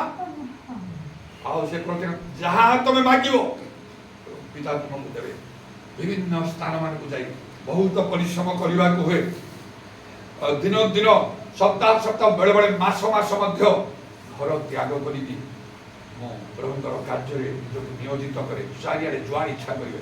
ସେଠିକାର ସାଗର ଭାଇ କହୁଥିଲେ ଆଉ ବାପା ତାଙ୍କୁ ସେ ଆସାମରୁ ବାହାର କରିଛନ୍ତି, ଆଉ ସେଠି ବହୁତ ବାପ୍ତିସ୍ମ ମଣ୍ଡଳୀ ସବୁ ଅଛି, ଆମେ ଚାହୁଁଛୁ ଆପଣ ଯିବେ ସେଠିକି। ସେମାନେ ମଧ୍ୟ ଚାହିଁବେ। ଦେଖାଯାଉ ଯଦି ପ୍ରଭୁଙ୍କ ଇଚ୍ଛା ହେବ ସାଙ୍ଗେ ସାଙ୍ଗେ କଥାବାର୍ତ୍ତା କରିକି ଆମେ କଥାବାର୍ତ୍ତା କରିସାରିଲୁଣି ଆସାମ ଯିବାକୁ ହେବ। ଆପଣ ବହୁତ ଲୋକ ଅଛନ୍ତି, ବାପ୍ତିସ୍ମ ମଣ୍ଡଳୀର ବହୁତ ଲୋକ ଅଛନ୍ତି, ଠିକ୍ ଅଛି କିଛି ଆସେ ନାହିଁ। ପେଣ୍ଟିକଷ୍ଟ ମଣ୍ଡଳୀ, ବାପ୍ତିସ୍ମ ମଣ୍ଡଳୀ ସବୁ ପ୍ରକାର ଭିତରେ ମୁଁ କାମ କରୁଛି। ହିନ୍ଦୁ ରୋମାନ କାଥୋଲିକ ସବୁ ପ୍ରକାର ଲୋକଙ୍କ ଭିତରେ ମୁଁ କାମ କରେ। ବୁଦ୍ଧି ଖଟି କରିବାକୁ ହେବ, କେଉଁ ଜାଗାରେ କେମିତି କଥା କହିବାକୁ ହେବ, ଆଉ କେଉଁ ବିଷୟରେ ସେମାନେ କହିବାକୁ ହେବ, କେମିତି କେଉଁ ପ୍ରୋସେସ୍ ନେବାକୁ ହେବ, ଏସବୁର ବିଷୟରେ ଆଉ ବହୁତ ସାବଧାନୀକୁ ମୁଁ କାର୍ଯ୍ୟ କରିଥାଏ। ଆଉ ପ୍ରଭୁଙ୍କୁ ଧନ୍ୟବାଦ ଦିଏ ଏସବୁର ଚିନ୍ତାଧାରା ଆମମାନଙ୍କ ଭିତରେ ରହିବା। ତମାନେ କୁଆଡ଼େ ମୋ ପରି ଦୂର ଯୋଗ ଯିବା ଦରକାର, ନିଜ ଜାଗାରେ ବି ଥା। ନିଜ ଘର ଲୋକ ଯେଉଁମାନେ ପ୍ରାର୍ଥନାରେ ବସୁନାହାନ୍ତି, ବାକ୍ୟ ଗ୍ରହଣ କରୁନାହାନ୍ତି, ସେମାନେ ତ କହିବା ବୁଝେଇବା ଭଲରେ। ପାଖ ପଡ଼ିଶା ଲୋକମାନେ ସେମାନେ ତ ଟିକେ ବୁଝେଇ କହିବା, ନହେଲେ ଭଲରେ ପ୍ରାର୍ଥନା ଉପବାସ କରି କହିବା ପ୍ରଭୁ ଏ ଉପବାସ କରୁଛି ରୋଗ ସୁସ୍ଥ ପାଇଁ ନାହିଁ, ମୋ ପିଲା ପରୀକ୍ଷା ଦେଇଛି ପାସ୍ କରିବ ସେଇଟା ପାଇଁ ନାହିଁ, ଏ ଘରଟା କମ୍ପ୍ଲିଟ୍ ହେବ ସେଇଟା ପାଇଁ ନାହିଁ। ଏ ଉପବାସ କରୁଛି ପ୍ରଭୁ ଯେତେବେଳେ ଅନେକ ଲୋକମାନେ ହଜାର ହଜାର ଆତ୍ମା ଲାଭ କରୁଛନ୍ତି, କମ୍ ସେ କମ୍ ମୋ ଦ୍ୱାରା ମୋ ପ୍ରାର୍ଥନାରେ ମୋ କଥାରେ ଆଉ ଜଣେ ଲୋକ ଅନ୍ତତଃ ପରିବର୍ତ୍ତନ ହେବ। ଆଉ ସେଟା ମୋ ନାଁରେ ଲେଖା ହେବ, ଏ ଲୋକର ପରିବର୍ତ୍ତନ ଏ ଭାଇ କି ଏ ଭଉଣୀ ହେତୁରୁ ବୋଲି କେତେ ଖୁସି ହେବେ ପ୍ରଭୁ। ଆତ୍ମା ଲାଭ କରିବାକୁ ହେବ। ମନେ ରଖିଥା, ଆତ୍ମା ଲାଭ ହେଉଛି ପ୍ରାର୍ଥନାର ବଡ଼ ଷ୍ଟ୍ରେଂଥ ଅଫ୍ ପ୍ରେୟର। ପ୍ରଭୁଙ୍କର ଧନ୍ୟବାଦ ହଉ। ଆଉ ଅଧିକ ସମୟ ମୁଁ କହିବି ନାହିଁ। ଏସବୁର ଭିତରେ ଶ୍ରେଷ୍ଠ ହେଲା କ'ଣ ମୁଁ ଯେତେ ସବୁ କହିଲିନି, ତା ଭିତରେ ଶ୍ରେଷ୍ଠ ହେଲା ପବିତ୍ର ଆତ୍ମାରେ ପ୍ରାର୍ଥନା। ତା ଲେଖା ହେଉଛି କ'ଣ ପ୍ରାର୍ଥନା କରିବା ଉଚିତ ଆମେ ଜାଣୁ। ପବିତ୍ର ଆତ୍ମା ରୋମେ 8:26 ଅନୁସାରେ ଅକଥନୀୟ ଆର୍ତ୍ତନାଦରେ ନିବେଦନ କରିବେ। ସେ ରୋମେ 8:27 ଅନୁସାରେ ଈଶ୍ୱରଙ୍କର ଇଚ୍ଛା ଅନୁସାରେ ସେ ପ୍ରାର୍ଥନା କରିବେ। ଏଇଟା ନିହାତି ଆବଶ୍ୟକ। ସେଥିପାଇଁ ଆମକୁ ପ୍ରତ୍ୟେକଙ୍କୁ ପବିତ୍ର ଆତ୍ମାରେ ପୂର୍ଣ୍ଣ ହେବାକୁ ହେବ। ଆଉ କିଛି ଆମେ ପୂର୍ଣ୍ଣ ହଉ କି ନ ହଉ, ଜୀବନରେ ଆଉ କିଛି ପାଉ କି ନ ପାଉ, ପବିତ୍ର ଆତ୍ମା ଆମକୁ ନିଶ୍ଚୟ ପାଇବାକୁ ହେବ। ପ୍ରଭୁ ସମସ୍ତଙ୍କ ଉପରେ ଢାଳି ଦେଉଛନ୍ତି। ଯୀଶୁ କହିଲେ ଯଦି ତୃଷିତ ଆସି ମୋ ନିକଟରୁ ପାନ କରୁ। ପ୍ରାର୍ଥନା କର ପ୍ରଭୁଙ୍କ ନିକଟରେ। ଆମର ପାଷ୍ଟରଙ୍କୁ ଧର, ମତେ ପାଷ୍ଟର ନ କହିକି ଆଉ ଆମର ଜାଗତିକ ଯୋଉ ସମ୍ପର୍କ ଅଛି ସେ ଅନୁସାରେ କିଏ କହିବ ଦାଦା, କିଏ ବଡ଼ ବାପା, କିଏ ଭାଇ, କିଏ ମାମୁଁ, ଆଉ ଯାହା ବି କହିବ ତାଙ୍କୁ ଦେଲ, ମତେ କାହିଁକି ତମେ ଦଉନା। ପ୍ରଭୁ ଏଇଟା ଶୁଣିବା ପାଇଁ ଚାହୁଁଛନ୍ତି, ମୁଁ ବି ଖୁସି ହେବି। ସେ ତୃଷା ଦରକାର। କାନ୍ଦିବାକୁ ହବ, ରାତି ଉଠିବାକୁ ହବ, ଘରେ ପ୍ରାର୍ଥନା କରିବାକୁ ହବ, ଚିତ୍କାର ମତେ ପବିତ୍ର ଆତ୍ମା ଦରକାର। ଅନ୍ୟମାନଙ୍କୁ ଦେଇଛ, ମତେ କାହିଁକି ନାହିଁ। ମୁଁ ସେମିତି ପବିତ୍ର ଆତ୍ମାରେ ପୂର୍ଣ୍ଣ ହେବା ସମୟରେ ପ୍ରଥମେ ସେପରି ଭାବରେ ବହୁତ ଉପବାସ ଆଉ କାନ୍ଦୁଥିଲି। ଏମାନେ ସବୁ ପାଇଛନ୍ତି, ମୁଁ କାହିଁକି ପାଇବି ନାହିଁ। କ'ଣ କରିବାକୁ ହବ ମତେ ପ୍ରଭୁ? ସବୁ ବାକ୍ୟ ମୁଁ ମାନିବି, ସବୁ ବାକ୍ୟ ମୁଁ ମାନିବି। ସେମାନେ ମତେ କହୁଥାନ୍ତି ଯୋଉଠି ମୁଁ ଗଲି ଆଜ୍ଞା ସବୁ ସେମାନେ କହିବା ପୂର୍ବରୁ ମୁଁ ଜାଣିଥିଲି ସିଗାରେଟ୍ ପିଉଛି ବହୁତ, ଏଇଟା ଠିକ୍ ବିଷୟ ନାହିଁ। ଛାଡ଼ିଦେଲି ପ୍ରଭୁ ସିଗାରେଟ୍।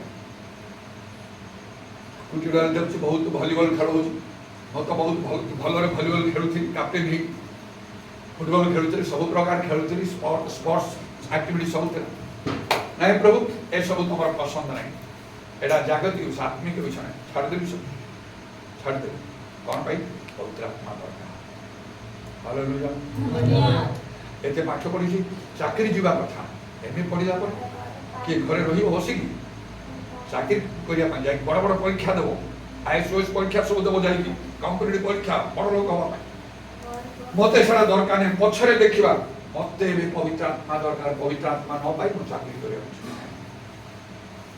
ବାହାଘର ଠିକ ହେଇଗଲା ଚାକିରି ସେ ବାହାଘର ଭାଙ୍ଗି ଯାଉ ଯାଏ ଆସେ ନାହିଁ ମତେ ପବିତ୍ର ଆତ୍ମା ଦରକାର ସବୁ ବିଷୟ ପଛରେ ପକେଇଲି ଜାଣିଲେ ଏଇ ବାଟରେ ଗଲେ ବଡ଼ କଷ୍ଟକର ଲୋକମାନେ ବହୁତ ବିରୋଧ କରିବେ ନିଜ ଲୋକମାନେ ଯାହା କରନ୍ତୁ ମତେ ପବିତ୍ର ଆତ୍ମା ଦରକାର କାନ୍ଦି କାନ୍ଦି ଦିନ ରାତି ଉପବାସ କରି ପ୍ରାର୍ଥନା କରି ଭାବୁଥିଲେ ଯଥେଷ୍ଟ ହବ ଧନ୍ୟବାଦ ମୋ ପାଇଁ ପ୍ରାର୍ଥନା କରି ମତେ ପବିତ୍ର ଆତ୍ମା ଦରକାର ପ୍ରଭୁ ପ୍ରତିଜ୍ଞା କରିଛନ୍ତି ଧାର୍ମିକତା କେମିତି କ୍ଷୁତ ଦୁଷ୍ଟ ରୋଗେ ଧନ୍ୟ ସାମେ କରିତୁ ହାଲେଲୁୟା ହାଲେଲୁୟା ପ୍ରେଜ୍ ଦ ଲର୍ଡ ମୂଳ କଥା ପ୍ରାର୍ଥନାର ଶକ୍ତି ବିଷୟରେ ମୁଁ କିଛି କହିଛି ପ୍ରାର୍ଥନାର ବଳ ତୁମେ ପ୍ରାର୍ଥନା କର ଓଡ଼ିଆରେ କୁହା ହେଲା ଇଂରେଜୀରେ କ'ଣ ସେଟା କହିଲି ତୁମେ ପ୍ରାର୍ଥନା କର ବୋଲି ଯୋଉ କୁହା ହେଲା ଇଂରେଜୀରେ ସେଟା କ'ଣ କହିଲି lift up your prayer lift up your prayer କ'ଣ ସେଟା କହିଲି lift up your prayer କୋହ ସମସ୍ତେ lift up your prayer lift up your prayer କୋହ ସମସ୍ତେ lift up your prayer lift up your prayer lift up your prayer lift up your prayer ଆଖି ବନ୍ଦ କରିଦେବା ସମସ୍ତେ ଆଉ ଠିଆ ହେବା ଠିଆ ହେଇକି ଆଉ ପ୍ରଭୁଙ୍କ ନିକଟରେ ନିଜ ଭିତରକୁ ସମର୍ପଣ କରିବା ପାଷ୍ଟର ଆଲଫନ୍ସ ଭଲରେ ଗୋଟେ ଗୀତ ଦିଅ ଆଉ ଗୀତ ଭଲରେ ଟିକେ ଆତ୍ମାରେ ଉତ୍ତପ୍ତ ହୋଇକି ସ୍ପିଡ୍ କରିକି ଆଉ ଧୀର ସ୍ଥିର ଭାବରେ ନାହିଁ ବାଜା ଗୀତ ହାତ ତାଳି ସବୁ ଗୋଟେ ତାଳରେ ରଖିବ ଏ ଭାଷା କରିବନି ପାଷ୍ଟର ଆଲଫନ୍ସ ଭଲ ସେ ଗୀତ ଲିଡ୍ କରିପାରିବେ ସେ ଗୀତରେ ଆମେ ଗାଉ ଗାଉ ଆଉ ଗୋଟେ ଲକ୍ଷ୍ୟ ରଖିବା ଯେପରି ପ୍ରଭୁ ଆମକୁ ପବିତ୍ର ଆତ୍ମାରେ ପୂର୍ଣ୍ଣ କରେ ଯଦି କେହି ପବିତ୍ର ଆତ୍ମା ପ୍ରାପ୍ତ ହେଇନି ପର ଭାଷା କହୁନାହିଁ ଚିହ୍ନ ସ୍ୱରୂପ ଆଜି ପ୍ରଭୁ ପବିତ୍ର ଆତ୍ମା ଦେଇପାରନ୍ତି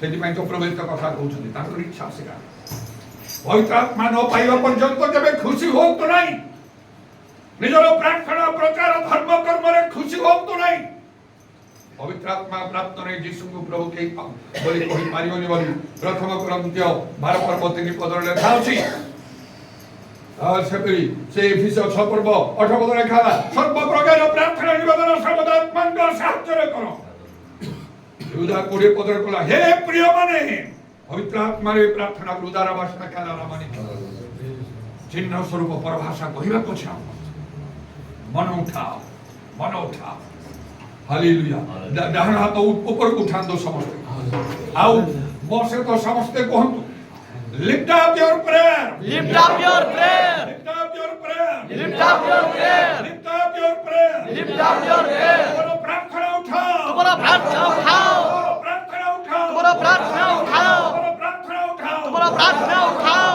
प्रभु मते पवित्र आत्मा रे पूर्ण करो मते पवित्र आत्मा रे पूर्ण करो पवित्र आत्मा रे पूर्ण करो मते पवित्र आत्मा रे पूर्ण करो पवित्र आत्मा रे पूर्ण करो ऊपर भाषा कहबी भाषा कहबी वर्तमान को भाषा कहबी जो भाषा कहबी पवित्र आत्मा को भाषा कहबी hallelujah hallelujah hallelujah hallelujah praise the Lord hallelujah thank you Jesus glory to your name amen hallelujah praise the Lord आत्मा ईश्वर